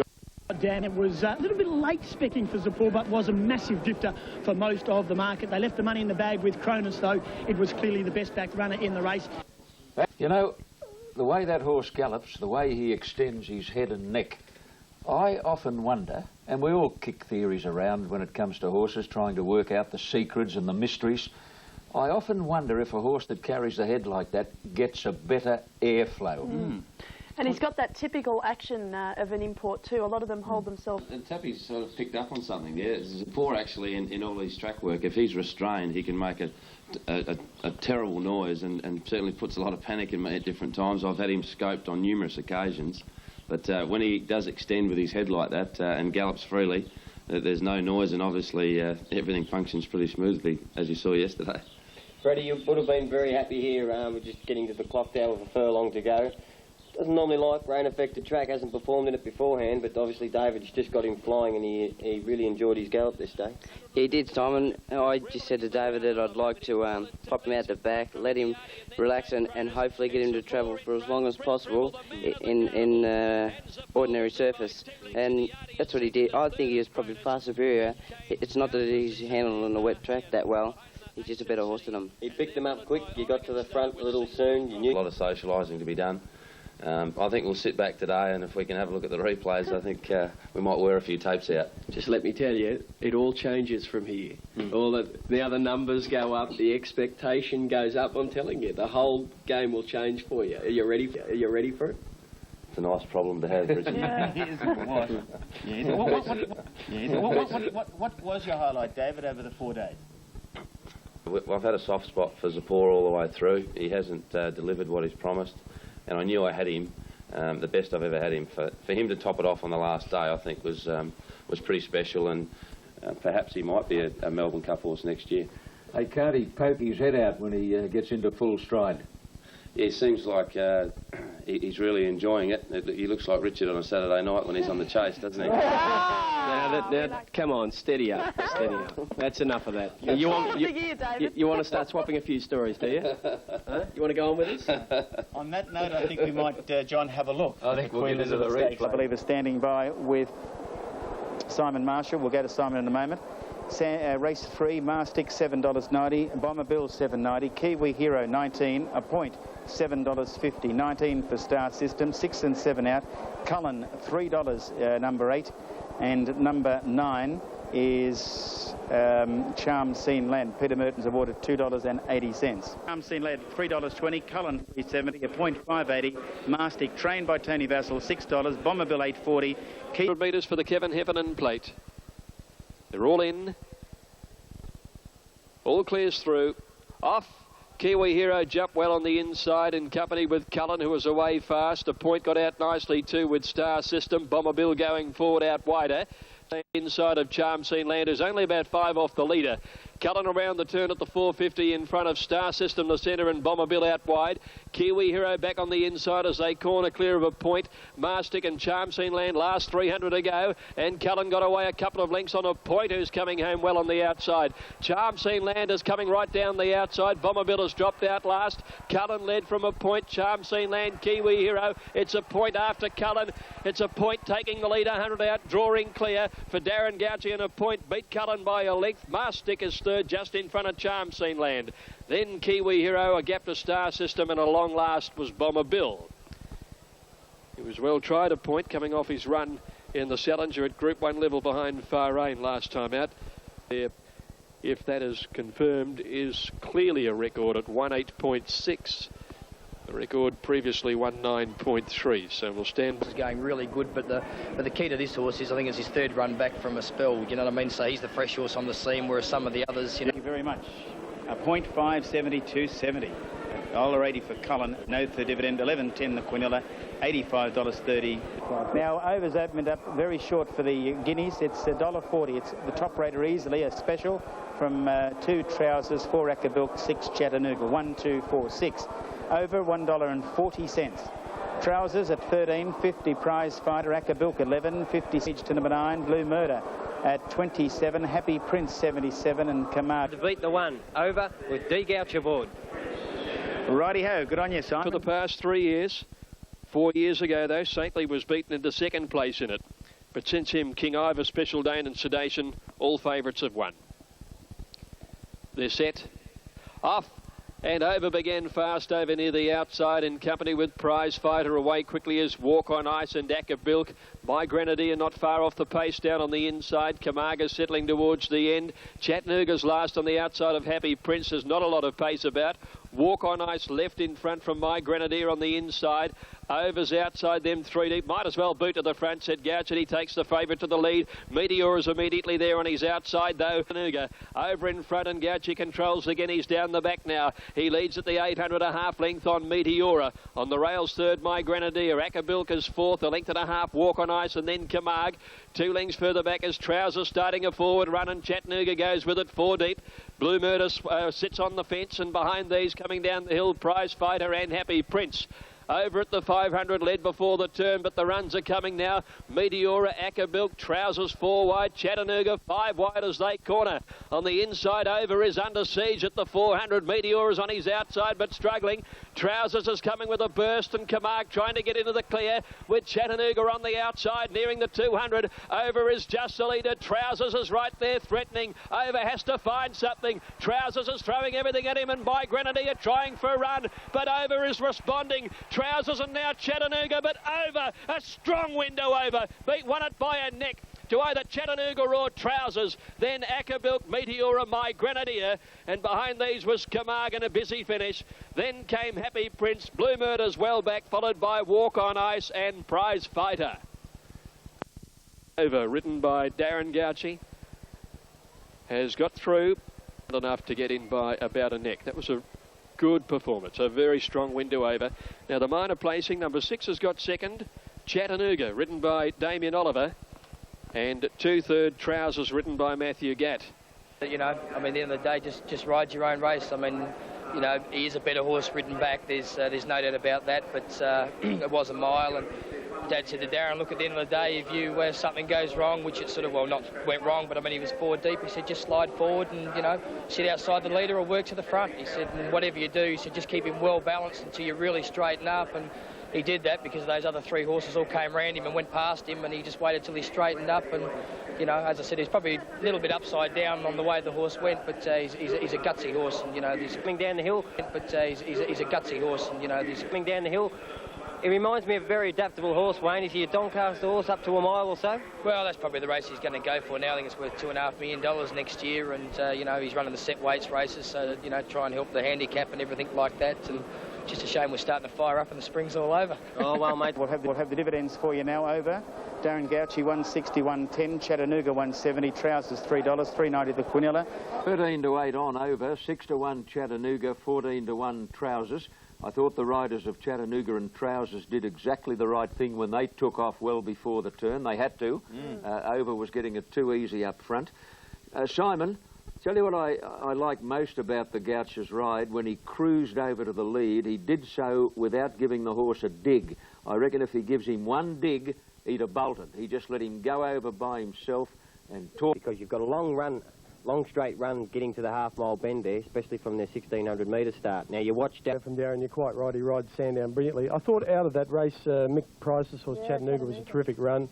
Damien went to go forward when the pace slackened down the hill, and unfortunately 2 or 3 wanted to go at the same time and fanned him on the corner. I think Trousers came out, gave him a little nudge on the corner too, and sort of unbalanced his horse. And it took him a while to get going again. It did, yeah, but in the last 200 metres, he went to the line in the manner of a good horse, I think. Well, he's been ridden uncomfortable. They feel very crabby, and they... Number 6 and 9's the Poor, equal top raters ahead of 1 Rogan Josh and 2 Northern Drake. This is at weight for age for the first time, the former Sandown Cup, now the Sandown Classic. Rogan Josh, the Melbourne Cup winner, 5.20. 17 Northern Drake, Aerosmith 4.90. 16 Yavana's Pace, She Kingston 21. Arcady 31, 5.50 the Hind, Streak $21 number 8. Over then to 9 Itiati at 6.80, Zapor 6.80, 38 for Itiati. They go. She jumped well near the outside with Zapor, and Yavana's Pace got away well. Streak steadied early. Down towards the inside, Sheer Kingston away quickly in company with Kim Angel and Northern Drake on their outside with Itiati. As they came down the straight the first time, they're very tightly bunched here. Northern Drake going to a slender lead. Yavana's Pace moving up on the outside at the 200 the first time. They're followed by Rogan Josh going forward to third around Itiati as they go to the post. 1100 to run in the Smoke-Free Classic as they go down the back, and Yavana's Pace is more than a length clear. Rosa War Camp second, Northern Drake the fence is third, Rogan Josh fourth on the outside, one to Kim Angel, followed by Itiati, two to Emerald. Aerosmith is next between horses, Sheer Kingston the fence, 2 lengths further back is Arcadian behind together, and then Zapor second last, and Streak is last. At the 800 there's been a little change in the order, and Yavana's Pace a little more than a length, Rosa War second, third Northern Drake, and Rogan Josh a half length away. There's Itiati going forward. Aerosmith follows him into the race, and Emerald's next been wide all the way. Then Kim Angel as they corner next to Hind with Zapor coming wide from Sheer Kingston, Arcady, and Streak is 4 lengths last as they corner, where Itiati dashes to the lead with Yavana's Pace rallying on the inside. Then Rosa War, here comes Aerosmith finishing well with Northern Drake going for a split, and wider out comes Zapor. Itiati is now being tackled by Northern Drake and Aerosmith the outside, and then Zapor coming. It's Northern Drake and Aerosmith 100 out. Aerosmith coming home the better, and then Zapor. Aerosmith put his head in front, and Aerosmith wanted to nick Zapor. Northern Drake ahead away third, then Kim Angel, Arcady from Rogan Josh, Streak and the Hind. Back behind them, Kim Angel on the rails, trailed further back by Rosa War, who found little in the run home, and so did Yavana's Pace. They were trailed in by Emerald. Itiati weakening in the last couple of 100 metres, and Sheer Kingston was last of all. Aerosmith, who's been set specifically for this race, has taken it out, reunited with Greg Childs, his first ride. Congratulations to you, Pete. Yeah, thanks very much. Yeah, no, it was a very good win, and I was very disappointed earlier in the week that he wasn't picked for Hong Kong, and I think he proved today that he probably should have been going there, but that's racing. We'll be happy to take this race today and go on from here. It's been a long spring, hasn't it, for you? Certainly has, and no, just wrapped it. He showed his best today, and what a good horse he is, and had our problems with him, but he's come right and proved it today. He really indicated that something was on the cards, didn't he, with his run in the McKinnon? Well, his run in the Yolumba and the McKinnon were both good, and fine gallop, Aerosmith. You know, when you think about it, we touted this as the Melbourne Cup chance last year, and it's certainly. And we'd roll it, Pete, if you like. Head on. Here we go. You see Aerosmith there in the blinkers with Greg Childs. Itiati's there with the white striped cap there. Now, you watch Greg Childs hitting Aerosmith at the left hand. There he starts to shift. That's Zapor in the yellow colours with the red cap. Now, Aerosmith is continued to be hit by Greg Childs with the left hand. He shifts out vigorously here. We've got about 100 metres to run. They're getting very close to the line. And Zapor, he did take his running, which is fair enough for Brett Preble to protest, but I don't think it made the difference towards the end of the race, Graham. Sort of 2 lane top and getting to him quite quickly, and I think from the 150 metre mark he's taken me out quite a number of horses, so he's probably taken me out at least 4 horses, 3 horses I should say. My horse, he was really getting on hard, and I don't think that my horse, he might have made any contact with Zapor. My horse over probably the last 50 metres might have just laid out under pressure with the stick in the left hand, but I don't think there was any contact made. We have shifted out, but Zapor's followed him out there, and Brett Preble never stopped riding, so I still felt the best was one of the day. What do you see? As I said, the margin between the 2 horses was a long neck. If you wait outside, any questions from the steward? Sideline shot again. Your objection, and the stewards believe that Aerosmith did shift out under pressure and take Zapor out and did inconvenience that horse over the concluding stages of the race. But after taking into account the margin between the 2 horses at the finish of the race being a long neck, in the view of the stewards, the interference hasn't affected the result of the race, and the protest is therefore dismissed, and the placing stands. I can tell you just popped in to see Brady. From Rogan Josh. 9 to 2 Aerosmith, 4 to 1 favourite Zapor, and 12 to 1 Northern Drake. Congratulations to Peter Hurdle on a tremendous training performance. Congratulations to Greg Childs on notching a great spring treble, culminating in the Sandown Classic. We're going to roll the head-on vision. Late in proceedings, he makes contact with Zapor. There's no doubt about that, but it was pretty late. It wasn't what you'd call a hefty bump, and the stewards, in their wisdom, dismissed that protest. Greg Childs using the whip in his left hand, interestingly enough. Not all Melbourne jockeys do use it in their left hand, and Aero Smith shifted away from the stick. Before I take anything away from the winner, well, I'm not trying to take anything away from the winner, but can I please commend this horse, Northern Drake? He won the Yalumba Stakes on the 9th of October. He didn't race for 1 month. He missed the Cox Plate. He had a foot injury. He missed goodness knows how many gallops. He raced in the Emirates a week ago and was mad fresh, pulled his head off. 7 days later, he backs up at 1.5 miles and runs a race like that. God, he's a good horse, isn't he? He is his natural form. Yeah, I think he's a terrific horse, really. As you said, he's had an upset sort of spring. He's had those feet problems and that. They really haven't been able to piece together a campaign as you would have wanted to, but the horse did a great job yesterday. His action didn't look good coming out of the straight? Yeah, at the end he looked a little bit suspect, but he might have just been tired too. I think he's a great horse. He's a superstar. I can't agree with you, Tappy, that Rogan Joshua was unlucky. I thought he had the run of the race, Rogan Josh, and he just looked like a tired horse yesterday. All reports he didn't really come down the hill. Richie was off the bit once they headed down the hill, and Yavana's pace clapped the speed on from the top of the hill, which made it a real dour sort of staying race, didn't it? Which didn't help your mare in it, Lee. No, she probably had to have it run at a softer pace to be competitive, and I personally. Yeah, it's a little bit of a shame, Andrew. You know, he come out of a protest saying, "Oh, he should have won," and in my own heart and David's heart, we believe he should have won. You know, he's taken us out about 5 horses, but never actually bumped. But if we didn't go out with him, we end up, like, if he comes across in front of us, we end up getting his heels and checking, and I've fallen or been severely hampered. So I had to keep going out with him. So really, he did hamper me running, and he should have won. And this horse, it's a big statement, but this horse could easily run the first 5 in the Melbourne Cup next year. John, Rogan Josh. He ran a very nice race. He wasn't suited going down the hill, being such a big strider. When they accelerated down the hill, he was sort of half holding back.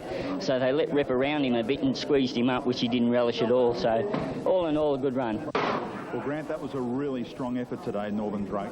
And the sandwiches and the date roll, Simon. I got to say, beats a fried fillet of fresh air, Richie. Well done to Matthew Hyland there, yesterday.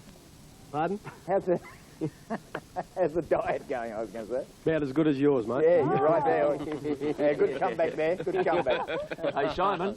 Yes, Debbie. Simon, let's have a look at that 4 shot again, can we please, folks? Put your knees together. Stop sitting like an old tart. Put a wag over the window, there's a breeze.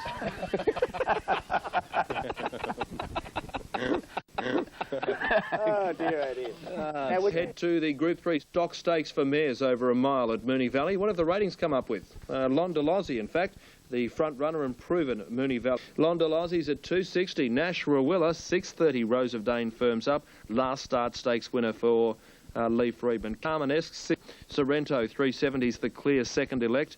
Brindle... Sorrento, she's going to be the one to watch. She'll get back and need a little bit of luck in this, Brendan. Your good mate Richie, you haven't missed him again. Shorts, how are they going?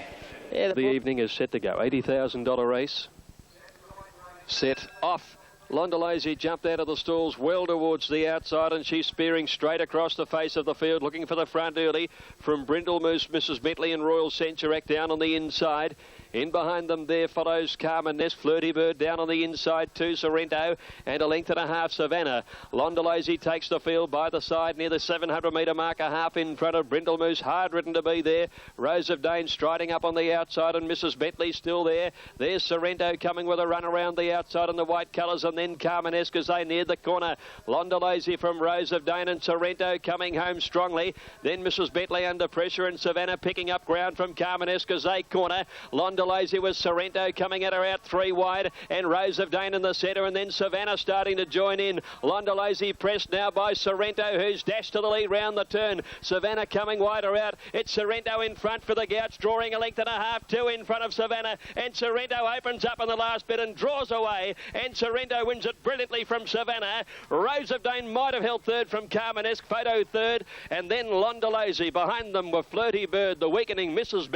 Sorrento has been way too good. Brilliant burst down the straight, and she's raced away to win the race easily and has now won 4 of her 5 starts at the Journey. Well back second favourite, prepared by Randwick's John Size, and away she's waiting for, seeing Martin Power's half-brother Matter of Honour line up, making his racetrack debut. Well, his trainer Paul Perry joins us on Sky. Paul, he trialled very well recently at Newcastle. Return to the track for Matter of Honour's race debut. Here's Terry. Honour just fidgety. Gates open. Matter of Honour jumped with them. He's about 4th or 5th on settling down. Can't He Travel came out of the gate quickly. Emphasis wide out, and Lord Kefaloni deep out going forward, and Matter of Honour is going quickly. In fact, he's going to hit the front. A Matter of Honour's raced up on the outside. Matter of Honour has come across from an outside alley and leads down the side from Can't He Travel. Lord Kefalonia one away third from Splinwood, Gamma Ray, Emphasis, Mr. Kabbalah, Crown Mahal. Nabob's a long way back with Costo as they race to the home bend. And it's Mighton Power's little half-brother in front. Matter of Honour, and he's shown them a clean set of plates. Lord Kefalonia is about to launch his run and give chase, but he's 2 lengths away. Then further out on the track to Gamma Ray, and the 3 favourites are 1, 2, 3. They've reached the 200. Matter of Honour's going strongly. He's clear. In fact, he's got it all parcelled up and shot to bits. Oh, he came right away the last 50. Lord Kefalonia, Mr. Kabbalah's rattling home at the death, but he's pretty smart, this bloke. Matter of Honour, Mighton Power's half-brother by 4 lengths. Mr. Kabbalah got second. Lord Kefalonia was third. Wide of raw talent there. Matter every park tonight. I think we might have just seen a real star race under the star. And old making his debut in November against a more than useful Metropolitan field over a distance too short for him. He's by Casual Eyes, whereas his brother Mighton Powers by Zabeel, being more impressive. I just think I can't believe how well he went. Paul Perry has got a sensational opinion of him, but I thought, all right, today in Brisbane, the AWA Stakes, Mr. Innocent top rater ahead of Laurie's Lottery on 93, dash AWA.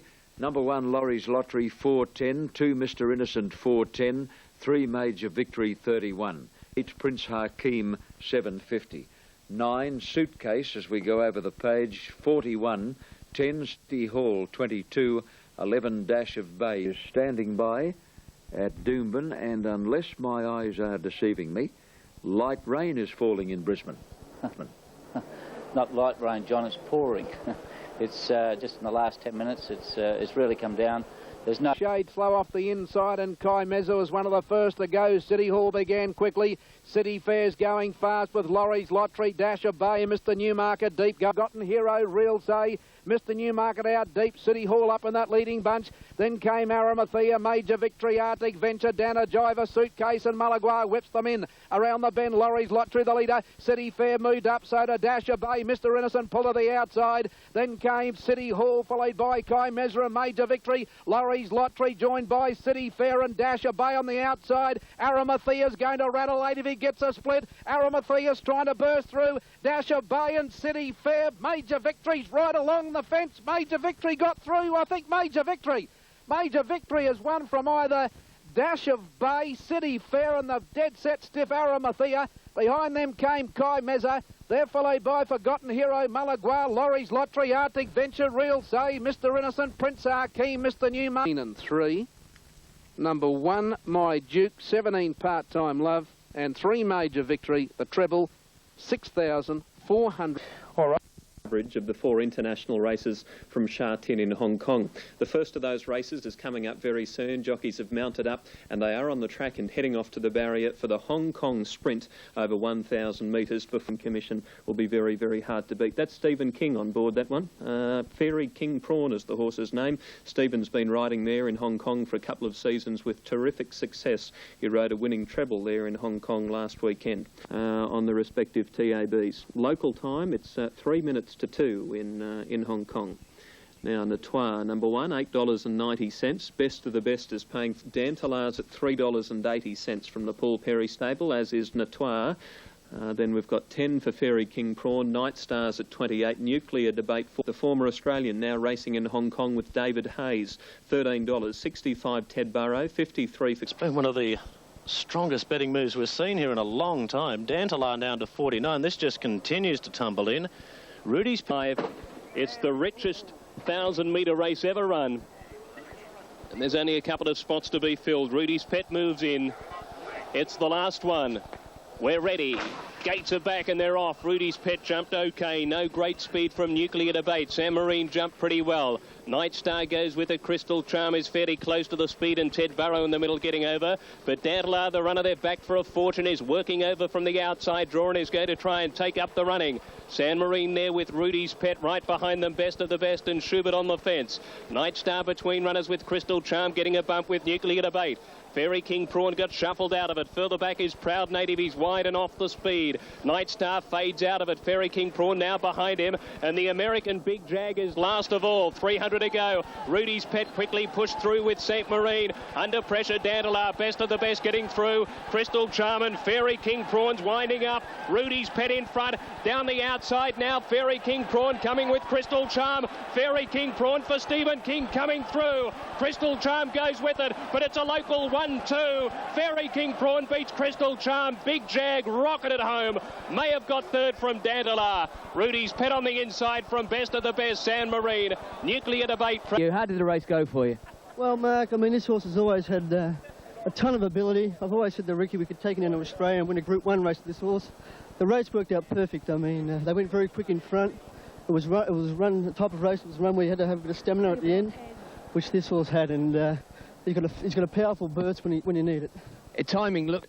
When you need it. Timing look. Taken out brilliantly by Fairy King Prawn and Stephen King, $8.22.60. Huge run, 3,350 for the and Stephen King. Key Syrah's at 33.31 for Danzig Hill. Docksiders at $3.90 for Olivier Pellier, the French rider. Field of head over to Midnight Bet at $21. The top Japanese horse. Thought he could improve. Okay, but number 30 loads in. So again, we welcome our viewers around the world as our Derby winner Holy Grail loads in. We see the American of the mile. Gates fly and they're racing. Resford dwelt at the start. Staying in the stalls, basically, Wallace. He's straight out the back, and the Fitty Field of Hope takes a tug at the start, and Housemaster eased out of it. Holy Grail bounced well, but going through Danzig Hill and Midnight Bet, the Japanese runner pushing on. Kenwood Melody jumped well, but grabs hold with Self-Feeder, and Holy Grail travels nicely. Kenwood Melody works into it. The American Self-Feeder pushing on, and Housemaster trying to close on. Wallace back to the inside. K. Syrah travels well. Resford's last, pulls to the outside. He's got to make up 8 lengths. Docksider extended. Mudathir's coming at it. Danzig Hill on the fence. Field of Hope coming on, and Housemaster's winding up. Resford's still got the job to do. Midnight Bet further back. 150 metres to go. Pattier's away on Docksider, and Docksider stretches away. Field of Hope goes to second. Out wide, Resford's rattling late, but Docksider for Pattier wins it by a length and a half. Field of Hope second, Resford third, Mudathir in fourth. Danzig Hill a game run in fifth and sixth with Housemaster, Self-Feeder, Midnight Bet. Holy Grail next in with K. Syrah. Kenwood Melody couldn't go on. And Pellier and Boy tumbled in on the tote into $2.70 New South Wales and $1.40 for a place. Field of Hope number 7.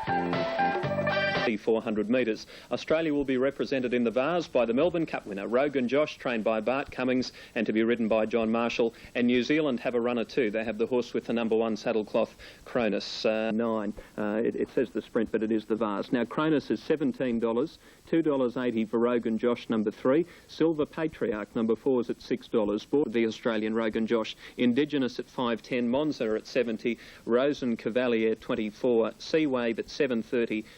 Combination is 3 and 7, or 3 and 9, I should say. Rogan Josh into Indigenous, $73. The 3 and... The flag is up, the gates go back, and they're off in the Vars. Monza jumped okay in the middle. Desert Fox has begun well, and Cronus looking for a sit. Not a lot of speed here early, and Indigenous drops in nicely onto the rail from his inside draw. Cronus canters up to him, though, with his head up. Borgia drops in behind them, and Hunting Lad's going to work over from the wider gate. They're 25 and 25, 7 the middle splits. Sea Wave has had a dream in front, but a Tory. 25 and 25, 7 the middle splits. Sea Wave has had a dream in front, but a Tory. Leads half a length. Hunting Lad is second, Indigenous third. Cronus, the New Zealander, travels well in the 4th spot from Borgia, Desert Fox. Next, Silver Patriarch on the outside. He's reined up and asked to extend as they pick up the tempo.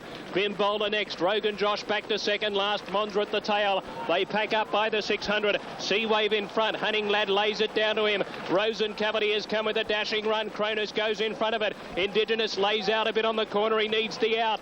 Borgia's trying to get through. Rosen Cavalier deeper out, fading out. out. Bimbola sweeping home. Hunting Lad, Borgia and Sea Wave, they're the first three. Indigenous gets out. Bimbola, the mare's cutting them back on the outside. Bimbola goes past Indigenous, but he fights. They've still got to get Borgia and Sea Wave. Borgia in front. Bimbola's cutting it back. Borgia clear. Padier again. Rides for his life and he wins the Vase. Borgia first by half a length. Bimbola second. Third a photo. Sea Wave or Indigenous. Behind them, Rogan Josh. Cronus deeper out, followed by Rosen Cavalier, Hunting Lad, Monza.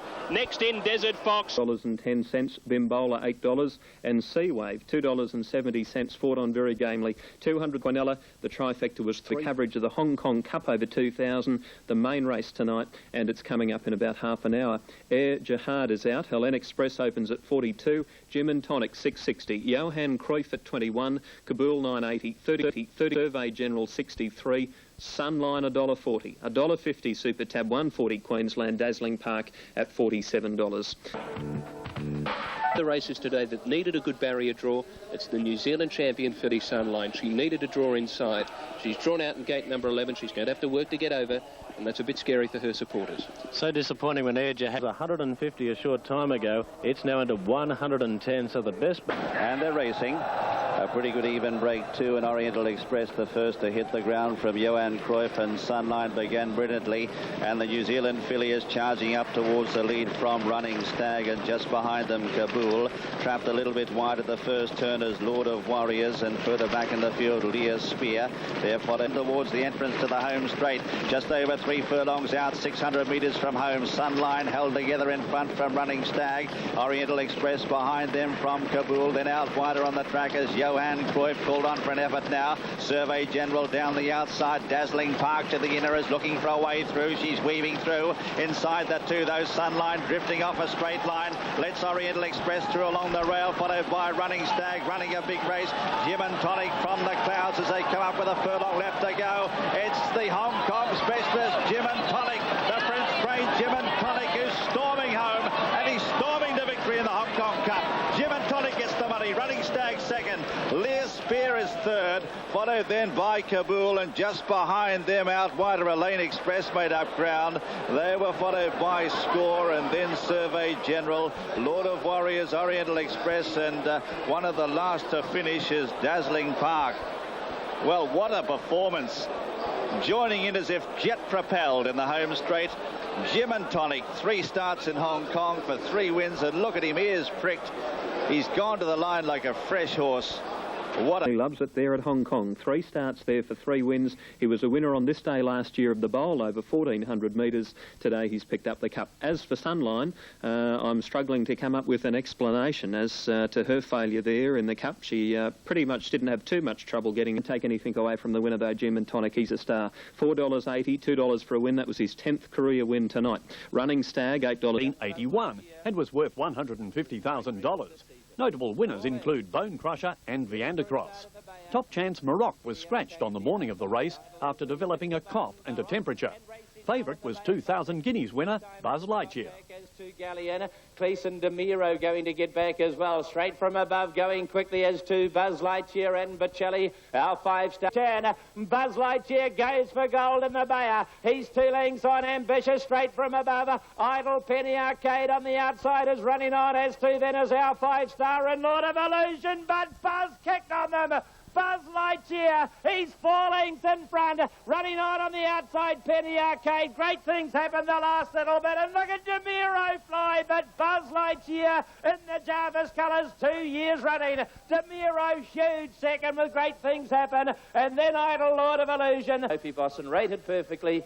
The favourite by a length and a quarter from outsider DeMiro in 135.28. The colt became just the 5th horse to complete the 2,000 guineas Bayer Classic Double, a feat achieved by Viandacross in 1991. Opie Bosson's 10th Group 1 win was never in doubt. Yearling sale at Karaka.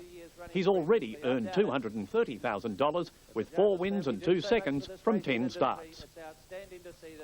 Buzz Lightyear will race over 2,000 metres at Te Rapa on December 11 in... From Ascot, a $300,000 race. This race last year taken out by Old Nick, and it sees a very strong... And St Clemens Bell is on top here, number 14, from 8, 4 and 9. And Iron Horse was always well back in that race. It's at 70 and $2.90 and is to be ridden by the pumper, Jimmy Cassidy. Slavonic at $3, St Clemens Bell $3.10. There isn't a great deal between them. $7.80 Pap. Gates away and racing. Corporate James fired out quickly, and so did the Victorian mare St Clemens Bell. Pompey Chief came out in a hurry, and so did Willoughby, and Big Jack Sorbetta is starting to streak across from the outside as they challenge. Long past the 850 they travel, and the veteran galloper Jack Sorbetta's the leader, getting his head in the air. About 3 lengths to El Caballero, the Singaporean. 3/4 of a length away, Willoughby third. Slavonic is now starting to sneak closer. Preble takes him up around the outside of St Clemens Bell, and Cassidy got caught up in a pocket momentarily. Then Pompey Chief, Corporate James, cash in the bank behind them. A length and a half to Iron Horse Society, Miss Anne Zedamos. Further back in the field to Papillon and Double Blue. On the bend, 450 out. Jack Sorbetta freewheeling, leads for the judge. A length and a half, El Caballero. Over on the outside, Willoughby. St Clemens Bell getting a dream inside run. Slavonic was carted wide. They balance up. Pompey Chief, Corporate James are running on behind them from cash in the bank, but St Clemens Bell burst through at the 150 to hit the lead from Willoughby. Here comes Slavonic. It's Willoughby, and on the inside, St Clemens Bell, Corporate James, Slavonic, St Clemens Bell ridden desperately by the pumper, and St Clemens Bell. It's St Clemens Bell in the Fruit and Veg Stakes from either Willoughby, Slavonic, Corporate James, Pompey Chief, and flying home Iron Horse at the finish. Then Jack Sorbetta, followed further back by Papillon, cash in the bank. Yeah, the Fruit and Veg Stakes, won by St Clemens Bell. Terrific run by the Sydney Cider Iron Horse. I was just chatting with Darren. We're going to... Slavonic beat last start in Perth. Now, it's going to be a battle of tactics in the railway stakes there. Slavonic, he drops from 58 kilos to 51, don't forget, in this handicap event over the 1,600 metres being the railway stakes. So he's going to probably turn the tables on St Clemens Bell. You would think so. He didn't get much to be the horse to beat over the 1,600 metres. I think he can pick up on the point that... We have the WA Derby coming up, a Group 1 event, and Brendan Pate and 2. Ratings for the feature event at Ascot. And Full of Rhythm is on top here, number 4, the 8. Crown Duo 17, Full of Rhythm is at $2.90 for Malcolm Pay. Voile Dior 55 is at $18. Voile Dior 55, It's Not Easy 15. And Ronsational is at $260. Darren McCall. Off the inside, bustled out of the machine by Cassidy, is anxious to lead. Ronsational is coming across, and Full of Rhythm with early pace. Also driving forward the Hobbit, Pogue Mahern and Re-Prime. Silver Stims out very deep from Voile Dior. Reflected Image dropping across into the field. Going up with a stablemate, Noble Cavalier. On the inside, Harmony well back, It's Not Easy. And Prince of Sin, one of the first beaten as they travel down to the turn. Voile Dior, the filly, loomed up to Silver Sim and hit the lead at the 400. Pogue Mahern behind them. Re-Prime is starting to angle to the outside and running on. Latest Ploy from the hip, and then Crown Duo calling it a day. Full of Rhythm struggling as they straighten. Voile Dior's bounded away from them. Voile Dior 200 metres out, kick 4 in front of Silver Sim. Latest Ploy. Re-Prime, Pogue Mahern from the hip, but Voile Dior has raced away. Voile Dior put 6 on Latest Ploy from the hip, but the filly is going to cane them in the Derby. And Voile Dior won it by 7 lengths. A great win. Second from the hip from Latest Ploy, It's Not Easy flew from Re-Prime. They were followed home by It's Not Easy, and then 13. By gee. That'll probably be the pool, I would say, at Ascot's results here. $49.90 and $10.90, a great win. Latest Ploy, $26.80 from the hip, $8.30. Now the Quinellas are huge. Oh, I would love to have that New South Wales trifecta of $109,000. Now, please note... Racing in the Derby. Good start too, and one of the first to break, Ebony on it on the inside, but heading it off. Buzz Lightyear's quickly into gear and races over with Sun God on the inside of us. They get towards the rail. Working up, Clinton going for the pace as well and out wider on the track. Great things happen. Idle's been trapped out on the outside of these. They work on down the straight now. The pacemaker Sun God from Buzz Lightyear out wide, then Park and Mantovani. So racing in 700 metres out in the Derby. Buzz Lightyear now scoots round and puts the pressure on and races away. He's going early on him. Buzz Lightyear now 2.5 to Weidel in second place. The fillies out after these two at Alta off the rail now from Hades coming into it, then followed by Giving Ground, Sun God, and then Hill of Grace. Around the turn comes Buzz Lightyear, the favourite, full of running, 3 clear from Idle. At Alta's about 4 off the pace, and here's Hades down the outside. Buzz Lightyear still in front, 250 to go. They're getting him now. Hades the danger on the outside, and Idle there as well as they race down, and here's Hill of Grace coming into it. Hades shot to the front. 150 out. Hill of Grace going hard after it. Idle on the inside. Hades kept going though from Hill of Grace. Hades is going to race in the little fella to win the Derby. Second at the line was Hill of Grace. Idle was the third one, then Ebony on a next home. Next behind these Adalta tried hard from Citrus Prince, then followed by he stopped as if shot, then followed by Sun God, and great things happened. But the little horse Hades has won the Derby. Go. Now the Railway Stakes is coming up in 4 minutes' time. Willoughby is at 19. We have Iron Horse 12, Corporate James 22, Machine Gun Tom 40, St Clement's Bell is at $6.10, Jacksaw Better is at $39, Umar 13, Papillon 20, Slavonic $3, Corporate Bruce 13, Extracts 42. Weighted would have to be number 11 Slavonic, and well, the best drawn as far as the top chances are concerned would probably have to be Sister Patricia. Away and racing. Oh, Extracts missed the kick. The Profiteer had no early speed and dropped out with Papillon. Iron Horse, one of the last to leave the stalls. Sister Patricia won the break, was headed though by the old-timer Willoughby and Pompey Chief striding across quickly. Will Riverside in the Railway. Jack Sorbetta has taken up his customary role. He leads at the 850 by a length and a half. Willoughby is second. Cassidy has St Clemens Bell third. Pompey Chief, though, 3 deep outside of the mare. Academus going around Sister Patricia. Slavonic's getting a nice run off the speed, still 4 lengths off Jack Sorbetta. Then Umar, Springtime Gold over on the inside from Corporate James. Right off the track is Machine Gun Tom, and then Iron Horse starting to sneak into the race, badly held up. Corporate Bruce, who had to steady off heels and lost ground. Extracts on the inside, Papillon, and then the Profiteer. St Clemens Bell hit the leaders. They round the corner. Cassidy hasn't called for her yet. Forward Chief, and here comes on the outside Slavonic. Slavonic let go by Preble, and he quickly dashed to the lead. The Victorian stormed away. It's Slavonic bounding 3 in front from Pompey Chief. St Clemens Bell's gone, then Sister Patricia, Iron Horse and Willoughby, but Slavonic is going to bolt home in the Railway. Slavonic 3 lengths to Sister Patricia. Corporate Bruce flying through between horses after getting trouble on the corner has run third, I'd suggest, from Iron Horse. Pompey Chief right behind those, followed by Umar. St Clemens Bell turned it up. Then Corporate James, next home Papillon, Extracts, well back in the field, Jack Sorbetta, Willoughby, Springtime Gold, Academus, the Profiteer, and a long last is Machine Gun Tom. He was the weight tip Slavonic, beautifully ridden by Brett Preble. He was able to get him cover. 12 Slavonic, $17.70 the Quinella, and the trifecta paid $242, 11.15. City Fair, Mick Pelling aboard, 11 Malagua, Dash of Bay 25. They're on the track for that event. 12 Forgotten Hero, Mr Newmarket 47, 8 is out. Wide Vision 850, 46 City Hall, Umpire 43, Arimathea at 480, 27 Arctic Venture, Brighter Scene 28, Mallet is $5.80. $80 for Uncle. Late race, the second leg of the Triple Crown, the Doomben Stakes. Washed out on Tuesday, but put on today by the Brisbane Turf Club. Gates open, off and racing now. Uncle James and City Hall from the outside, the 2 best to go. Mr Newmarket began quickly, and City Fair and Dasher Bay were well away. Mr Renison just on the fence, off the speed from Wide Vision for go. Mr Newmarket and City Hall led together. City Fair racing third on the inside, a Dash of Bay. Uncle James out 3 deep around the back corner.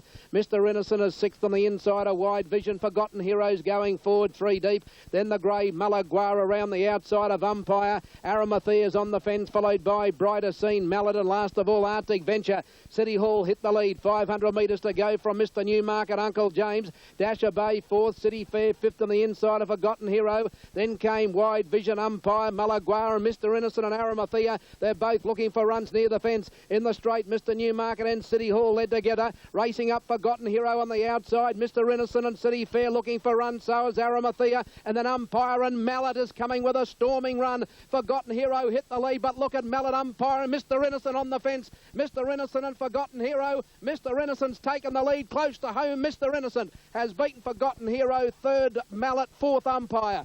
Then Arctic Venture, Mr Newmarket, Wide Vision, Brighter Scene, followed. Well, did Glenn Collis not win on Major Victory in the first leg the same way here 2 weeks ago? Right along the rails.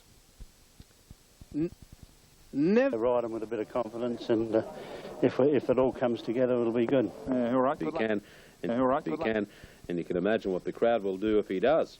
He's at 880, King of Saxony, 640 Old Cobber, Old Nick at 44, and Latilla Bay is at 10. Matriculate at $8. Kingston to Procontur at Portnoy at 830. Master at 31. Wild Door at 990. And 147 there for missing of the Perth Cup. A field of 18 going around this year. King of Saxony at 960. Old Cobber 650. Then down to Latilla Bay at $9. Matty's ride, Bart Cummings trained at 870.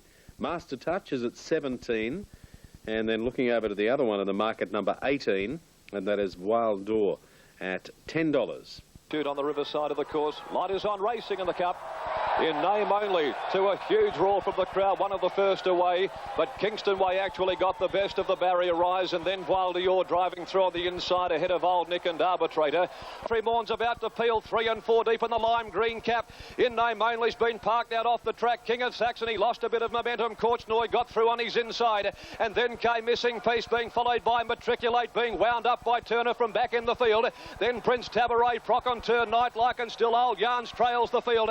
On the turn now, 550 to go. Victory Morn levelled up with Latilla Bay. They swept to the lead together. A length and a half. Old Cobber, Kingston Way's gone. Master Touch fourth. Luna Tudor running on from In Name Only. Well back, Matriculate. Wildior, King of Saxony struggling on the turn. Victory Morn, Latilla Bay locked together in battle. It's the baldy-faced Chestnut. Victory Morn narrowly in front from Latilla Bay. Master Touch on the scene, coming now with Old Cobber. Luna Tudor getting a run. Victory Morn desperately ridden by Hall. Old Cobber, Master Touch. Luna Tudor trying to peg him back. Victory Morn in front. Luna Tudor stride by stride is picking him up. Luna Tudor hit the lead from Victory Morn. Luna Tudor wins the Cup. Luna Tudor beat Victory Morn. Matriculate flying home on the outside in a photo with Master Touch and Old Cobber for third. In Name Only next to Mighty Run. Then Procontur, Latilla Bay. Nightlike. So number 1790 and 520. 17 Victory Morn, 750. Now with Old Cobber, Luna Tudor getting a run. Victory Morn desperately ridden by Hall. Old Cobber, Master Touch. Luna Tudor trying to peg him back. Victory Morn in front. Luna Tudor stride by stride is picking him up. Luna Tudor hit the lead from Victory Morn. Luna Tudor wins the Cup. Luna Tudor beat Victory Morn. Matriculate flying home on the outside in a photo with Master Touch and Old Cobber for third. In Name Only next to Mighty Run. Then Procontur, Latilla Bay. Nightlike. So number 1790 and 520. 17 Victory Morn, 750. And 5 Matriculate at 240. Quinella, 330. Had one of your headaches after New Year's, mate.